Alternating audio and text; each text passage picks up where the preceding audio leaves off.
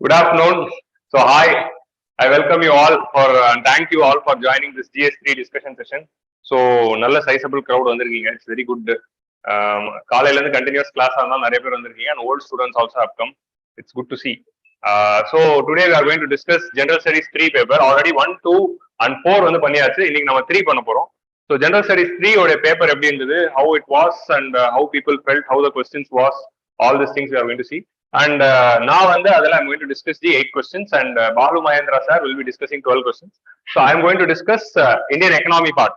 Indian economy and agriculture la வந்து அந்த 8 question நான் பண்ண போறேன். Balu Mahendra வந்து will be discussing 12. Of course, according to me there are 9 economic questions, but there was a question regarding renewable energy la. அது எக்கனாமியா என்வாயரன்மெண்டா அப்படின்னு ஒரு debate போயிட்டு இருக்கிறதுனால என்ன பொறுத்த வரைக்கும் அது எக்கனாமிக் கொஸ்டின் தான். It is coming under GST infrastructure. But many இன்னொரு ஸ்கூல் ஆஃப் தாட்ல அது வந்து என்வாயரன்மெண்ட் ரெனியூபிள் பார்த்தாலே என்வாயரன்மெண்ட் சொல்லிட வேண்டியது. ஸோ அதனால வந்து என்வாயரன்மெண்ட் கொஸ்டின் அப்படின்றாங்க. பட் அந்த இதுல வந்து கிளைமேட் பத்தியோ என்வாயரன்மெண்ட் பத்தியோ ஒரு வார்த்தை கூட இல்லை. That question is purely about India's transition for fossil fuel energy to renewable energy. So it is only about energy. So வெறும் எனர்ஜி பத்தி மட்டும் தான் இருக்குன்னா that is GST infrastructure energy தான். So based on that logic there might be 9 and 11 அப்படி கூட இருக்கலாம். So we'll start the discussion. Now we'll see the GS3 economic questions. So in the GS3 economic questions ல வந்து how the questions were அப்படிங்கிறது பாத்தீங்கன்னா it is one of the easiest economy paper ever asked அப்படிங்கிற in recent times. ஏன்னா last இயர்ல பாத்தீங்கன்னா last year also fine தான். ஆனா லாஸ்ட் இயருக்கு இந்த இயர்க்கு உள்ள டிஃபரன்ஸ் என்னதுன்னா இந்த வருஷம் கேட்ட கொஸ்டின் எல்லாமே டைரக்ட்லி எக்ஸ்பெக்டட் கொஸ்டின். இப்போ உங்களுக்கு வந்து ஃபுட் ப்ராசஸிங் இண்டஸ்ட்ரியில என்ன கேட்பாங்க, ஸ்கோப் சிக்னிபிகன்ஸ் கேட்பாங்க அப்படின்னா அதான் கேட்டிருக்காங்க. உங்களுக்கு புரியுதா? பிடிஎஸ்ல என்ன கேட்பாங்க, ப்ராப்ளம்ஸ் கேட்பாங்களா, அதான் கேட்டிருக்காங்க. ப்ராப்ளம்ஸ் ரிஃபார்ம்ஸ் கேட்பாங்களா, பிடிஎஸோட ப்ராப்ளம்ஸ் ரிஃபார்ம்ஸ் கேட்டிருக்காங்க. ஸோ இந்த மாதிரி வந்து கேட்டதுனால ஜிஎஸ்3ல வந்து economy question was very good. Science and technology பொறுத்த வரைக்கும் 3 கொஸ்டின் தான் கேட்டிருந்தாங்க. அதுல 2 was very fine. James web and vaccines are very much expected questions. கண்டிப்பா ஜேம்ஸ் வெப் வரும்னு அடிச்சு எல்லாரும் சொன்னாங்க. நாடே அதான் சொல்லிட்டு இருந்தது. ஸோ வந்துருச்சு. Vaccines we expected in 2020 with self. 2020லயும் கேட்கல, 21லயும் கேட்கல. ஸோ ஆப்வியஸ்லி 22ல கேட்டிருக்காங்க. And that is a good question. Of course group 1ல கேட்டாங்க, டிஎன்பிஎஸ்சில குரூப் 1ல கேட்டாங்க same question. So we got vaccines. But cellulose, there was this question call cellulose which is a major twist. So இந்த entire பேப்பர்ல எந்த கொஸ்டின் வந்து கொஞ்சம் ஒரு மாதிரி வந்து நிறைய பேருக்கு ஆன்சர் தெரியாம சமாளிச்சிருக்காங்க அப்படின்னு பாத்தீங்கன்னா அதுல ஒரு முக்கியமான கொஸ்டின் வந்து செல்லுலோஸ். இன்னொரு முக்கியமான கொஸ்டின் என்ன, கோத்தன்பர்க் கன்வென்ஷன். ஸோ அந்த கோத்தன்பர்க் கன்வென்ஷன் அப்படிங்கிறது வந்து நிறைய பேர் கேள்விப்பட்டிருக்க மாட்டீங்க. ஸோ அது வந்து என்வாயரன்மெண்ட் புக்ல 1 லைனா போட்டிருப்பாங்க இந்த கன்வென்ஷன் படி அப்படின்னு. ஸோ அந்த கன்வென்ஷன் உள்ள என்ன இருக்கு அப்படிங்கிறது நிறைய பேர் தெரிஞ்சிருக்காது. ஸோ அந்த 2 கொஸ்டின் மட்டும் தான் சமாளிச்சுட்டு வர மாதிரி இருந்ததே தவிர மற்றபடி all the other 18 questions were very easy. நான் மீடியம் கூட சொல்லல, ஈஸின்னு தான் சொல்றேன். ஸோ அந்த ஆஸ்பெக்ட்ல பார்க்கும்போது ஜிஎஸ்டி ஈஸியா இருந்தது. ஆனா questions correction is going to B tough. when the questions are easy, corrections will be very tough. So PDS உடைய ப்ராப்ளம்ஸ் அண்ட் ரிஃபார்ம்ஸ் அப்படின்னு கேட்டீங்கன்னா ப்ராப்ளம்ஸ் பக்காவா எழுதணும் with technical words and with right examples. ரிஃபார்ம்ஸ்னா you have to write with technical words and right examples whatever expected. Chhattisgarh model என்ன, Tamil Nadu model என்ன அப்படிங்கிறது நீங்க போடணும் ரிஃபார்ம்ஸ்ல. உங்களுக்கு புரியுதா? சோ அப்படி நீங்க பிடிஎஸ் ஆன்சர் எழுதும் போதுதான் உங்களுக்கு மார்க் வரும். சும்மா ஜஸ்ட் லைக் தட் ஜெனரலா எழுதினீங்கன்னா மார்க் வராது. So that is the catch in the easy paper. So with this we'll start the today's discussion. I'll start with the economy. So syllabus wise split up அப்படின்னு பார்க்கும்போது economic development 3 10 mark question and 1 15 mark question. If you add that infrastructureல வந்து அந்த energy இங்க போட்டீங்கன்னா 2 15 mark and நீங்க environmentல இருந்து ஒரு 15 mark குறையும். So that is the logic. So அந்த 15 mark நீங்க எங்க போட்டீங்கன்னா 60 ஆயிடும். அது 15 மார்க் எங்க இப்போ இந்த ஸ்லைட்ல போட்டுருக்கறதுனால ஆல் இந்தியா சிவில் சர்வீஸ்ல அதை நான் எக்கனாமி தான் எடுத்து நடத்தினேன். ஸோ அந்த ஆல் இந்தியா சிவில் சர்வீசஸ் வீடியோல. So if that is the case we are having 110 marks from economy. அந்த 15 மார்க் இங்க சேர்த்தீங்கன்னா 110 மார்க்ஸ், இப்படி இல்லைன்னா 95 marks. So we are having 95 marks from economy. So அந்த 100 mark weightage is there. Paper 1ல ஜியோகிராஃபிக்கு, paper 2ல பாலிட்டிக்கு, பேப்பர் 3ல economy will have that 100 mark weightage. Okay. So agricultural extension food processing வந்து 2 ஸோ 50 மார்க்.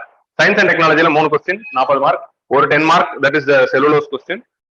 இன்னொரு கோத்தன்பர்க் நினைக்கிறேன் 10 mark. இன்னொன்று செல்லுலோஸும் James வெப்பும் 15 mark. Of course James Webb 15 மார்க்ல கேட்டது சூப்பர். நம்ம அவ்வளவு கண்டென்ட் இருக்கு அதுல. Environment and disaster management 2 and 3 that is the thing here. C Gothenburg கீழே வரும். சயின்ஸ்ல கேட்டது வேக்சின். சாரி, இன்டர்னல் செக்யூரிட்டி வழக்கம் போல like every time we expect that is 50 marks and All the 4 questions are most expected, predicted, இதுதான் வரும்னு சொன்ன questions தான்.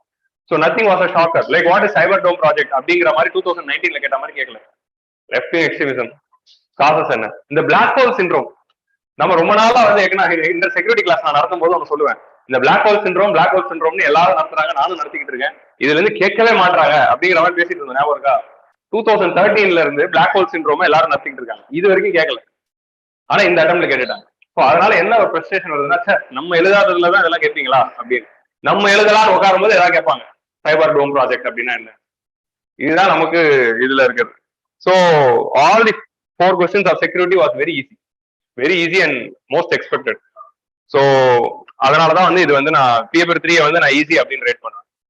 மோஸ்ட் டிஃபிகல்ட் பேப்பர்னா பேப்பர் 4 தான். ஸோ அதெல்லாம் சுத்துதா இப்ப சுத்தும் பார் அப்படிங்கிற மாதிரி கேட்டிருந்தாங்க. ஆப்ஷனல் கொஸ்டின்ஸ் தான் பாத்தீங்களா?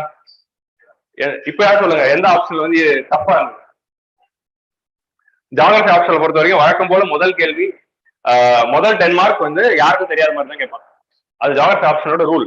First 10 mark question no one will know, okay, even Savindra Singh will not know அப்படிங்கிற மாதிரி ஒரு 10 மார்க் தான் ஃபர்ஸ்ட் வந்து கேட்பாங்க. மஜித் ஹுசேனுக்கும் தெரியாது, சவீந்திரா சிங்கும் தெரியாது, அப்படிப்பட்ட ஒரு 10 மார்க் இருக்கும். பட் இந்த வாட்டி ஸ்பீலியோதம்ஸ் தான் கேட்டிருந்தாங்க. ஸோ ஸ்பீலியோதம் வந்து நல்லா படிச்சவங்களுக்கு தெரியும், சரியா படிக்காதவங்க தெரியாது. It's about karst topography.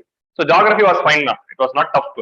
Like it was between 15 to 19. 15 to 19ல இருக்கும்போது இந்த டஃப் 20, 21, 22ல இல்ல. 22லாம் வந்து 21, 22லாம் ரொம்ப ஈஸியா இருக்கு geography option. So we are back.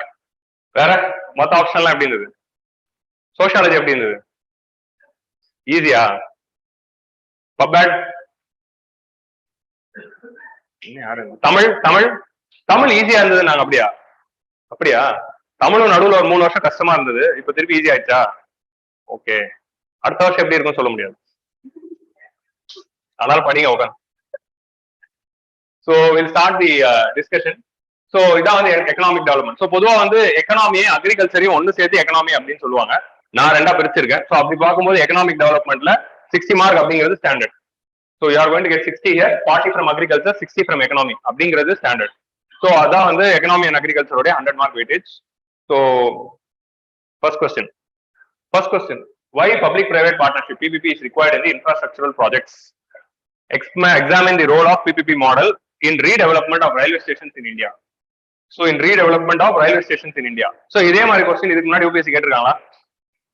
Airports, exactly. நான் எடிட்டோட டிஸ்கஸ் பண்ணும்போது கூட சொன்னோம், ஏர்போர்ட்ஸ்ல கேட்டாங்க, இது அடுத்து கேட்டா அவங்க ரயில்வேஸ்ல கேட்பாங்க, இல்ல போர்ட்ல கேட்பாங்க, அதுக்கு நீங்க ரெடி பண்ணிக்கோங்க அப்படின்னு கேட்டுட்டாங்க. So this is how it goes. இப்போ நமக்கு ஏர்போர்ட்ல 2017ல கேட்டாங்க, இப்போ 2022ல ரயில்வேஸ் கேட்டிருக்காங்க. இப்போ அடுத்து என்ன கேட்கலாம்? போர்ட். நீங்க அப்ப எதுக்கு ரெடி ஆகணும்? போர்ட்டுக்கு ரெடி ஆகணும். So this is how you have to get ready by analyzing the previous year questions. Okay, so ஏன்னா எல்லா இடத்துலயுமே PPP மாடல் வந்துருச்சுல. So why is PPP partnership is required in infrastructural projects? Very direct, இதை விட சிம்பிளா கேட்க முடியாது. And the role of PPP model in development. So they are asking us to examine. So examine the role அப்படின்னா என்னதுன்னா அதோட positive negatives பத்தி பேச போறோம். PPP ப்ராஜெக்ட் வந்து ரயில்வே ஸ்டேஷனோட டெவலப்மெண்ட்ல வரும்போது அதோட அட்வான்டேஜஸ் என்ன, அதோட டிஸ்அட்வான்டேஜஸ் என்ன பண்ணலாம், what is the way forward, இதுதான் second part of the question. So இந்த கொஸ்டின் வந்து நம்ம டிவைட் பண்றோம்னா first one introduction is going to be about what, why is PPP project is required in the infrastructural projects. So அதுதான் கேட்க போறாங்க. So நம்ம இன்ட்ரோடக்ஷன்ல இம்பார்ட்டன்ஸ் ஆஃப் PPP-ல அந்த இம்பார்ட்டன்ஸ் என்ன அப்படின்னு சொல்லி ஆரம்பிக்கலாம். இங்க வந்து நம்ம டேட்டா அதெல்லாம் எதுவும் கொடுக்கறதோட அதோட இம்பார்ட்டன்ஸ் என்ன. So what is PPP? PPP is a contract where government and a private company are sharing the 4R. என்னென்ன 4R? risk, responsibility, reward and resources. Risk, responsibility, reward and resources government and private are dividing and to construct the infrastructural projects. So through this PPP project, since the resources are divided, it is going to save a lot of money for the government exchequer. So that is going to be the introduction. So இப்போ உங்களோட introduction எப்படி இருக்குது அப்படின்னு பாத்தீங்கன்னா PPP ஓட 4 keyword இருக்கு, risk, resources, rewards and responsibility. இந்த 4 keyword இன்ட்ரோடக்ஷன்ல போடும்போது that makes an answer economy answer rather than a very simple answer. உங்களுக்கு புரியுதா? அந்த 4 வேர்டு தான் நீங்க வந்து கன்வென்ஷனல் நோட்ஸ்ல இருந்து எடுக்கணும். PPP நோட்ஸ்ல இருந்து PPP நோட்ஸ்ல இருக்கிற அந்த டெஃபினிஷன் தான் I'm telling. So you are writing the introduction. Next you are going to write about the first part of the question is about the significance in infrastructure. Why we need PPP in infrastructure? இது ஒரு 4 point எழுதிடலாம். One line points தான். நம்ம இதுல 4 point நீங்க one line points 4-5 point எழுதுனா 5 one line point எழுதுனீங்கன்னு வைங்களேன், 5 point எழுதுன கணக்கு வந்துடும். பிளஸ் முக்கா பேஜ் தான் முடிஞ்சிருக்கும். இல்லைன்னா ஒரு பேஜ்ல ஒரு 75% 80% தான் முடிஞ்சிருக்கும்.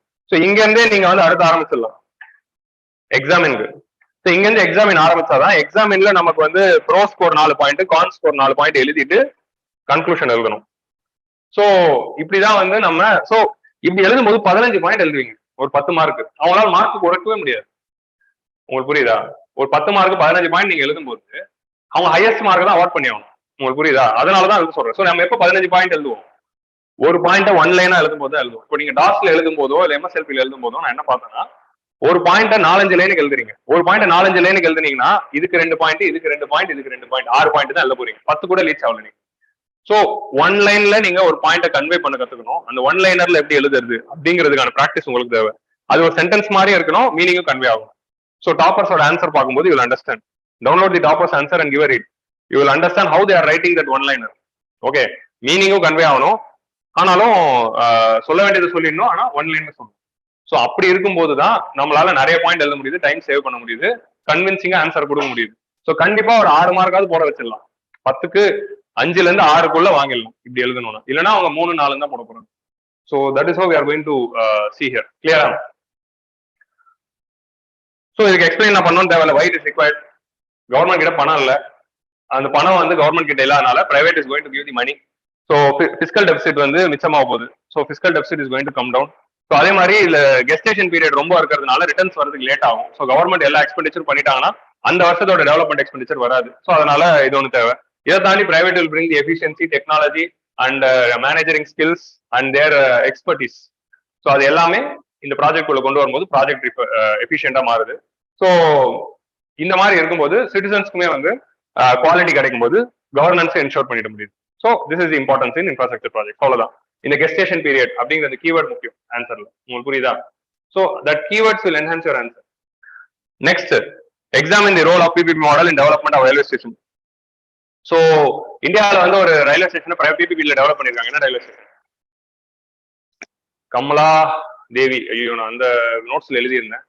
கமலா தேவி ரயில்வே ஸ்டேஷன் இன் மத்திய பிரதேஷ் அப்படின்னு நினைக்கிறேன். ஸோ சம் ஸ்டேஷன் இன் மத்திய Pradesh. That is first PPP railway station. இப்போ ரீசெண்டா கவர்மெண்ட் அனௌன்ஸ் பண்ணாங்க பாத்தீங்களா, Delhi railway station. Delhi railway station is going to be totally PPP. அந்த நியூ டெர்மினல் ஏர்போர்ட் மாதிரி கன்ஸ்ட்ரக்ட் பண்ண போறாங்க. ஸோ இந்த மாதிரி வந்து ஒரு ப்ராஜெக்ட் வந்து they are going to bring in அப்படின்னா, ஸோ ஆல்ரெடி ரயில்வே ஸ்டேஷன்ல பிபிபியில் என்ன பண்ணிட்டு இருக்காங்க, தே ஆர் கிவிங் த. இப்போ இது வரைக்கும் நம்ம ரயில்வே ஆபரேஷன்ஸ்ல பிரைவேட்டை கொடுக்கல. இப்போதைக்கு தேஜாஸ் எக்ஸ்பிரஸ் மட்டும் எடுத்து ஐஆர்சிடிசி கிட்ட கொடுத்துருக்கோம். ஐஆர்சிடிசியும் பப்ளிக் செக்டர் என்டர்பிரைஸ் தான். ஸோ அதனால ஃபுல் பிரைவேடைசேஷன் இன்னும் போல. ஆனா பிரைவேடைசேஷன் ரயில்வேஸ்ல எங்கெங்கெல்லாம் இருக்குன்னா, இந்த railway station management, railway station operations, food stalls, food contract, அதுக்கப்புறம் இந்த கான்ட்ராக்ட்ல ஏசி கோச்ல வந்து பெட்ஷீட் அதெல்லாம் துவைக்கிற கான்ட்ராக்ட், இந்த மாதிரி விஷயங்கள்ல தான் வந்து நம்ம பிரைவேடைசேஷன் பண்ணிட்டு வரும். ஸோ இப்போ என்டையர் ரயில்வே ஸ்டேஷனுடைய ஆபரேஷன்ஸ் மேனேஜ்மெண்ட் பிரைவேட் கிட்ட கொடுக்கறது தான் இது. Like we are doing for airports. இப்போ ஏர்போர்ட்ஸ்ல ஹைதராபாத் ஏர்போர்ட்டா இருக்கட்டும், ட்ரிவாண்ட்ரம் ஏர்போர்ட்டா இருக்கட்டும், டோட்டலி பிரைவேட் கொடுத்துருக்கோம்ல ஆபரேஷன்ஸ். ஸோ அந்த மாதிரி total railway station operations private கொடுக்கறதா இங்க பேசுறாங்க. அண்ட் கவர்மெண்ட் வந்து லாஸ்ட் இயர் பட்ஜெட்ல 90 ரயில்வே ஸ்டேஷன்ஸ் இந்தியாவில் ஐடென்டிஃபை பண்ணி அது பிரைவேட் கொடுத்துடலாம் அப்படின்னு முடிவு பண்ணியிருக்காங்க. ஸோ அதுதான் ஒரு அனௌன்ஸ்மெண்டா வந்தது. அந்த அனௌன்ஸ்மெண்ட்ல இருந்து அந்த கொஸ்டின் வருது. ஸோ அதை எக்ஸாமின் பண்ணணும். அப்படி கொடுக்கறதுனால என்ன நடக்க போகுது, என்ன நல்லது நடக்க போகுது? ரயில்வே ஸ்டேஷன் சுத்தமா இருக்கும், சர்வீஸ் டெலிவரி கரெக்டா இருக்கும், நமக்கு வந்து எல்லாமே வந்து கிளீனா நம்ம ஆன் டைம்ல கிடைக்கும், நமக்கு ரயில்வே ஸ்டேஷன்ல இருக்க ப்ராப்ளம்ஸ் எல்லாத்தையும் எடுத்து எழுதிடலாம். ரெசிடென்சியல் இது வரும். இப்போ நீங்க ஒரு ஊர்ல வந்து டிரான்சிஷன்ல தான் இருக்கீங்கன்னா அங்க தங்கணும்னா வெளியே போய் ரூம் போகணும். இப்போ நீங்க ரயில்வே ஸ்டேஷனுக்குள்ளேயே உங்களுக்கு அகாமடேஷன் இருந்ததுன்னா அந்த நீங்க டிரான்சிஷன் பேசஞ்சர் அங்க தங்கிக்கலாம். இந்த மாதிரி பெனிஃபிட்ஸ் எழுதிடலாம். ப்ராப்ளம்ஸ் எழுதும் போது அது காஸ்ட்லி ஆக்கிடுவாங்க, சர்வீஸ் சார்ஜஸ் அதிகப்படுத்திடுவாங்க. இப்போ ஏர்போர்ட் உள்ள போனாலே 100 ரூபா வாங்குறாங்களே, ரயில்வே ஸ்டேஷன் உள்ள போனோம்னா 10 ரூபா தான். எது பிளாட்ஃபார்ம் டிக்கெட் கவர்மெண்ட் 10 ரூபா தான் வாங்குது. ஆனா அதே பிரைவேட் கொடுத்து தான் பிளாட்ஃபார்ம் டிக்கெட் 150 ரூபான்னு போடுவோம். So that is the problem. It is going to increase the cost. It will not B affordable. So அதனால வந்து இந்த மாதிரி ரிஸ்க் எல்லாமே இன்வால்வ் ஆயிருக்கு. ஸோ சர்வீஸ் மைண்ட் செட் போயிட்டு ப்ராஃபிட் மோட்டிவ் வந்துடும். பிபிபியில் இருக்க பெரிய ரிஸ்க் அதுதான். டிரான்ஸ்போர்டேஷன் கவர்மெண்ட் அப்படிங்கிறது சர்வீஸ், அங்க சர்வீஸா இருக்காது, ப்ராஃபிட் அப்படிங்கிறது வந்துடும். That is the problem. இந்த மாதிரி ஒரு சில ப்ராப்ளம்ஸ் எழுதிடலாம். ஸோ அந்த எக்ஸாம்பிள், அந்த ரயில்வே ஸ்டேஷன் நேம் வந்து it is very important. You have to write the first PPP railway station in India. So way ஃபார்வர்ட்ல என்ன பண்ணணும், அஃப்கோர்ஸ் பிபிபி மாடல் வந்தாலும் government should bring in the strong regulatory oversight in such a way that the PPP services are provided for the welfare of the citizens. அந்த மாதிரி ஒரு positive நோஷன்ல முடிச்சிடணும். PPP வேண்டாம் அப்படின்னு எழுதக்கூடாது. ஓகே, ஃபர்ஸ்ட் கொஸ்டின் புரிஞ்சுச்சா? கிளியரா? இது வந்து ஆல்ரெடி அட்டன் பண்ணவங்களுக்கு தெரியும், லைக் சீனியர் பேட்ச்க்கு எல்லாருக்குமே தெரியும். டைரக்ட்லி ஃப்ரம் தி நோட்ஸ்ல இந்த சிலபஸ்ல தான் வந்திருக்கு. First part is directly from the second part வந்து it is the advantages and disadvantages writing in railway station specific. Railway ஸ்டேஷனுக்கு தனி அட்வான்டேஜ் டிஸ்அட்வான்டேஜ், ஏர்போர்ட்டுக்கு தனி அட்வான்டேஜ் டிஸ்அட்வான்டேஜ் அப்படின்னு போர்ட்டுக்கு தனி அட்வான்டேஜ் டிஸ்அட்வான்டேஜ் கிடையாது. பிபிபிக்கு ஒரு அட்வான்டேஜ் இருக்கு, பிபிபிக்கு ஒரு டிஸ்அட்வான்டேஜ் இருக்கு. அந்த அட்வான்டேஜ் அண்ட் டிஸ்அட்வான்டேஜஸ் நான் என்ன பண்ண போறேன், I'm going to write it for railway station specific. So that is how you how to intelligently write answers rather then thinking that you don't know. ஐயோ நம்ம ரயில்வே ஸ்டேஷன் படிக்கவே இல்லையா அப்படின்னு இல்லை. பிபிபியோட அட்வான்டேஜ் படிச்சிருப்பீங்களா, அதை ட்வீட் பண்ணி ரயில்வே ஸ்டேஷன் மாத்தி எழுதுங்க, அவ்வளவுதான். So that is how it கோஸ். நாளைக்கு போர்ட்டு கேட்டாலும் அப்படிதான். ஆனா போர்ட்டுக்கு எழுதும்போது டர்ன் அரவுண்ட் டைம் குறையும், அப்படி ஒரு கீவேர்டை போட்டு அங்க எழுதிடும். உங்களுக்கு புரியுதா? This is how you are going to right. So அதே மாதிரி வந்து வைஃபை கனெக்டிவிட்டி அது ஃபுல்லாவே வந்து பிரைவேட்டுக்கு தான் கொடுத்துருக்கோம். Google has taken the project to install the wifi connectivity throughout the railway stations. So இந்த மாதிரி வந்து நிறைய இருக்கு. ரயில் நெட் அப்கோர்ஸ் பண்றாங்க. So that is thing. கிளியரா? Second question, is inclusive growth possible under market economy? சொல்லுங்க, கேள்வி தானே கேட்கறேன், பதில் சொல்லுங்க. Is inclusive growth possible under market economy?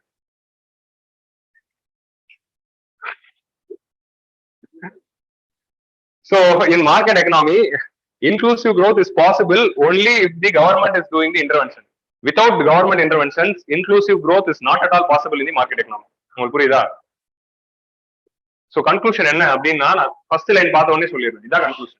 Inclusive growth is possible in market economy only if there is a government's strong regulatory oversight or government's interference. Government interference இருந்தா மட்டும் தான் பண்ண முடியும். So government தான் should ensure that the market economy will never ensure inclusive growth. That is the problem here. Market economy will never ensure inclusive growth. Market economy will extend the inequalities. So இங்க government தான் வந்து அந்த ஜியை அதிகப்படுத்தி மக்களுக்காக spend பண்ணி they have to provide the inclusive growth. Okay, G means government expenditure. So inclusive growth possible under market economy na adukku na varan. State the significance of financial inclusion in achieving the economic growth in India. So this is the question. Illa nama introduction la answer pannidum. What is inclusive growth அப்படிங்கற definition எழுதிட்டு in market economy, inclusive market economy according to Kuznets. இப்போ நம்ம வந்து Simon குஸ்னட்ஸ் வந்து இங்க வந்து ஹெல்ப்புக்கு பயன்படுத்திக்கிறோம். உங்களுக்கு புரியுதா? குஸ்னட் என்ன சொல்றாரு? So economic ஒரு எக்கனாமில வந்து initially inequality is going to widen when there is GDP growth. Over the period of time, when GDP rises to a higher level, the inequality will fall. இனிக்வாலிட்டிக்கும் ஜிடிபிக்குள்ள ரிலேஷன்ஷிப் தான் Kuznets சொல்றாரு, Simon குஸ்னட்ஸ். So ஒரு கண்ட்ரியோட GDP growth அதிகமாயிட்டே இருக்கும்போது inequality அதிகமாகும். Okay, but over the period of time GDP growth அளவுக்கு மீறி போகும்போது இன்இக்வாலிட்டி குறைய ஆரம்பிச்சிடும். The nation would have attained the developed status, they would increase the fiscal expenditure, they would have increased the subsidies, and the invisible hand of the market will come and provide the inclusive growth. அப்படிங்கிற மாதிரி we will be discussing. So இங்க என்ன சொல்ல வராங்கன்னா, according to the Kuznets curves, in the initial periods of economic development, there is going to be huge inequality in the market economy, because market economy will tend to widen the gap between the rich and the poor. Rich will become richer, poor and will become poorer. ஏன்னா market economy என்ன, total private sector participation. அங்க வந்து people ஓட welfare is not the motive, profit earning is going to be motive. So அப்படி இருக்கும்போது there is going to be the inequality widening தான். ஆனா கவர்மெண்டோட இன்டர்வென்ஷன் சரியா இருந்ததுன்னா குஸ்னட் கர்வ்ல சொல்ற மாதிரி over the period of time it will be achieve அப்படின்னு ஒரு எக்ஸ்டெண்டட் இன்ட்ரோடக்ஷன் தான் இதுக்கு நம்ம ஆன்சர் எழுத போறோம். இதுக்கு இன்ட்ரோடக்ஷன் 3 லைன்ல எழுத போறது இல்ல, extended introduction first what is inclusive growth, அதான் இன்ட்ரோடக்ஷன். ஓகே, அப்புறமா you can explain the nature of inclusive growth in market economy அப்படின்னு ஒரு சப்டைட்டில் போட்டுட்டு குஸ்னட் கர்வ் வரையணும். ஸோ இந்த குஸ்னட் கர்வ் அப்படிங்கிறது நம்ம ப்ரிலிம்ஸ்ல படிக்கிற ஒரு ஏரியா. ப்ரிலிம்ஸ்ல நம்ம ரேண்டமா படிக்கிற ஒரு கான்செப்டை மெயின்ஸ் ஆன்சர் ரைட்டிங் நீங்க அங்க பயன்படுத்தணும். ஸோ இப்படி கிராஃப் எல்லாம் போட்டாதான் எக்கனாமி ஆன்சர். உங்களுக்கு புரியுதா? எங்கெங்கெல்லாம் கிராஃப போட முடியுமோ அங்கெல்லாம் கிராஃப் போடணும். ஸோ இந்த மாதிரி குஸ்னட் கர்வ் உங்களுக்கு மெயின்ஸ்ல ஞாபகம் வந்து அது நீங்க ஆன்சர் ரைட்டிங்ல யூஸ் பண்ணும்போது தான் உங்க ஆன்சர் என்ரிச் ஆகுது. பையன் படிச்சிருக்கான்பா, இல்ல பொண்ணு படிச்சிருக்கு, அவன் பையனு பொண்ணுன்னு தெரியாது, பட் இவங்க படிச்சிருக்காங்கப்பா அப்படிங்கிற நினைச்சு மார்க் போட்டுருவாங்க. உங்களுக்கு புரியுதா?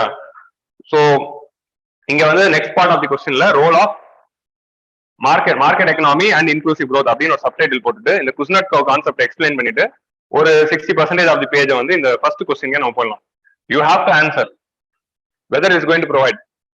உங்களோட ஆன்சர் என்னதுன்னா, market economy will not provide inclusive growth in the initial part of the economic development. It can be ensured only with the government interventions. Government should increase their expenditure and provide benefits and welfare in order to ensure the inclusive growth. Because market economy will widen the inequalities between the rich and the poor. So அந்த விஷயத்தை எழுதிடணும். Okay, next state the significance of. So அந்த rich and poor இதை வந்து எப்படி சரி பண்ணும் government? Fiscal பாலிசியோட டிஸ்ட்ரிபியூஷன் ஃபங்க்ஷன். ஸோ டாக்ஸேஷன் அதிகமாக போட்டு அதுல இருந்து பீப்புளோட வெல்ஃபேர்காக ஸ்பெண்ட் பண்றது. ஸோ இந்த மாதிரி distribution function of fiscal policy இந்த மாதிரி ஆன்சர்ல இருக்கணும். உங்களுக்கு புரியுதா? ஸோ distribution function of fiscal policy அப்படிங்கிறது நீங்க ப்ரிலிம்ஸ்ல படிச்ச சாதாரணமா கிளாஸ்ல படிச்ச ஒரு விஷயம். அது இந்த ஆன்சர்ல இங்க 3வது பாயிண்டா உங்களுக்கு ஞாபகம் வரும். உங்களுக்கு புரியுதா? That is what is needed in the answer writing, mains answer writing. So இது வந்து it will come only through the practice. The more you write in the answers, the more practice you do, you will get the answer. So government அந்த distribution function of fiscal policy மூலமா தான் inclusive growth கொடுக்க முடியும். State the significance of financial inclusion in achieving the economic growth. How financial inclusion will ensure economic growth? So significance of financial inclusion அப்படினே அந்த நோட்ஸ்லயே நமக்கு ஸ்டாட்டிக்கா ஒரு 7 point இருக்கு. அந்த 7 point தூக்கி அப்படியே எழுதிடலாம். Significance of financial inclusion. Financial inclusion என்ன? First எதெல்லாம் ஃபினான்ஷியல் இன்க்ளூஷனுக்குள்ள கொண்டு வராங்க? பேங்க் அக்கவுண்ட், இன்சூரன்ஸ், பென்ஷன், அப்புறமா கிரெடிட் லோனு, அப்புறமா வந்து உங்களுக்கு வேணும்னா stock market investments, other investments. நீங்க என்னென்னலாம் பினான்சியலா நீங்க பண்ண போறீங்க? பினான்சியல் இன்வெஸ்ட்மெண்ட்ஸ் உங்களுக்கு என்னென்னலாம் இருக்க போகுது? பேங்க் அக்கௌண்ட் வச்சிருக்க போறீங்க, அல்ல சேவிங்ஸ் அக்கௌண்ட் இருக்க போது, இன்சூரன்ஸ் இருக்க போது, பென்ஷன் இருக்க போது, கிரெடிட் இருக்க போது, இன்வெஸ்ட்மெண்ட் இருக்க போது. இந்த கிரெடிட் குள்ள வந்து லோன்ஸும் இருக்கும், கிரெடிட் கார்டும் இருக்கும். Credit card and debit card இருக்க போது, யூபிஐ இருக்க போது. இதெல்லாம் தான் financial products. So availability, accessibility and affordability of financial products to all sections of the society is called as financial inclusion. எல்லா செக்ஷன்ஸ் ஆஃப் தி சொசைட்டிக்குமே இந்த பினான்சியல் ப்ராடக்ட்ஸ் கொண்டு போய் சேர்க்கறது தான் financial inclusion to all sections of the society. அப்படி கிடைக்கிறதுனால என்ன ஆக போகுது? இந்த ஒரு விஷயத்தோட அட்வான்டேஜ் நீங்க எழுதினாலே உங்களுக்கு எத்தனை பாயிண்ட் வந்தது? 7 பாயிண்ட். உங்களுக்கு புரிஞ்சுச்சா? பேங்க் அக்கௌண்டோட முக்கியத்துவம் என்னன்னு ஒரு பாயிண்ட், பென்ஷனோட முக்கியத்துவம் என்னன்னு ஒரு பாயிண்ட், இன்சூரன்ஸோட முக்கியத்துவம் என்னன்னு ஒரு பாயிண்ட்னு நீங்க 7 பாயிண்ட் எழுதும் போது உங்களுக்கு 7 பாயிண்ட் வந்துருதா? ஒன்னொன்னு எழுதும் போது கவர்மெண்ட் ஸ்கீமா அடிச்சு விடும். அதுக்காக தான் ஜன்தன் யோஜனா கொண்டு வந்தோம், அதுக்காக தான் அட்டல் பென்ஷன் யோஜனா கொண்டு வந்தோம், அதுக்காக தான் ஆயுஷ்மான் பாரத் கொண்டு வரோம். உங்களுக்கு புரியுதா? அதுக்காக தான் வந்து கவர்மெண்ட் பீம் யூபிஐ கொண்டு வந்திருக்காங்க.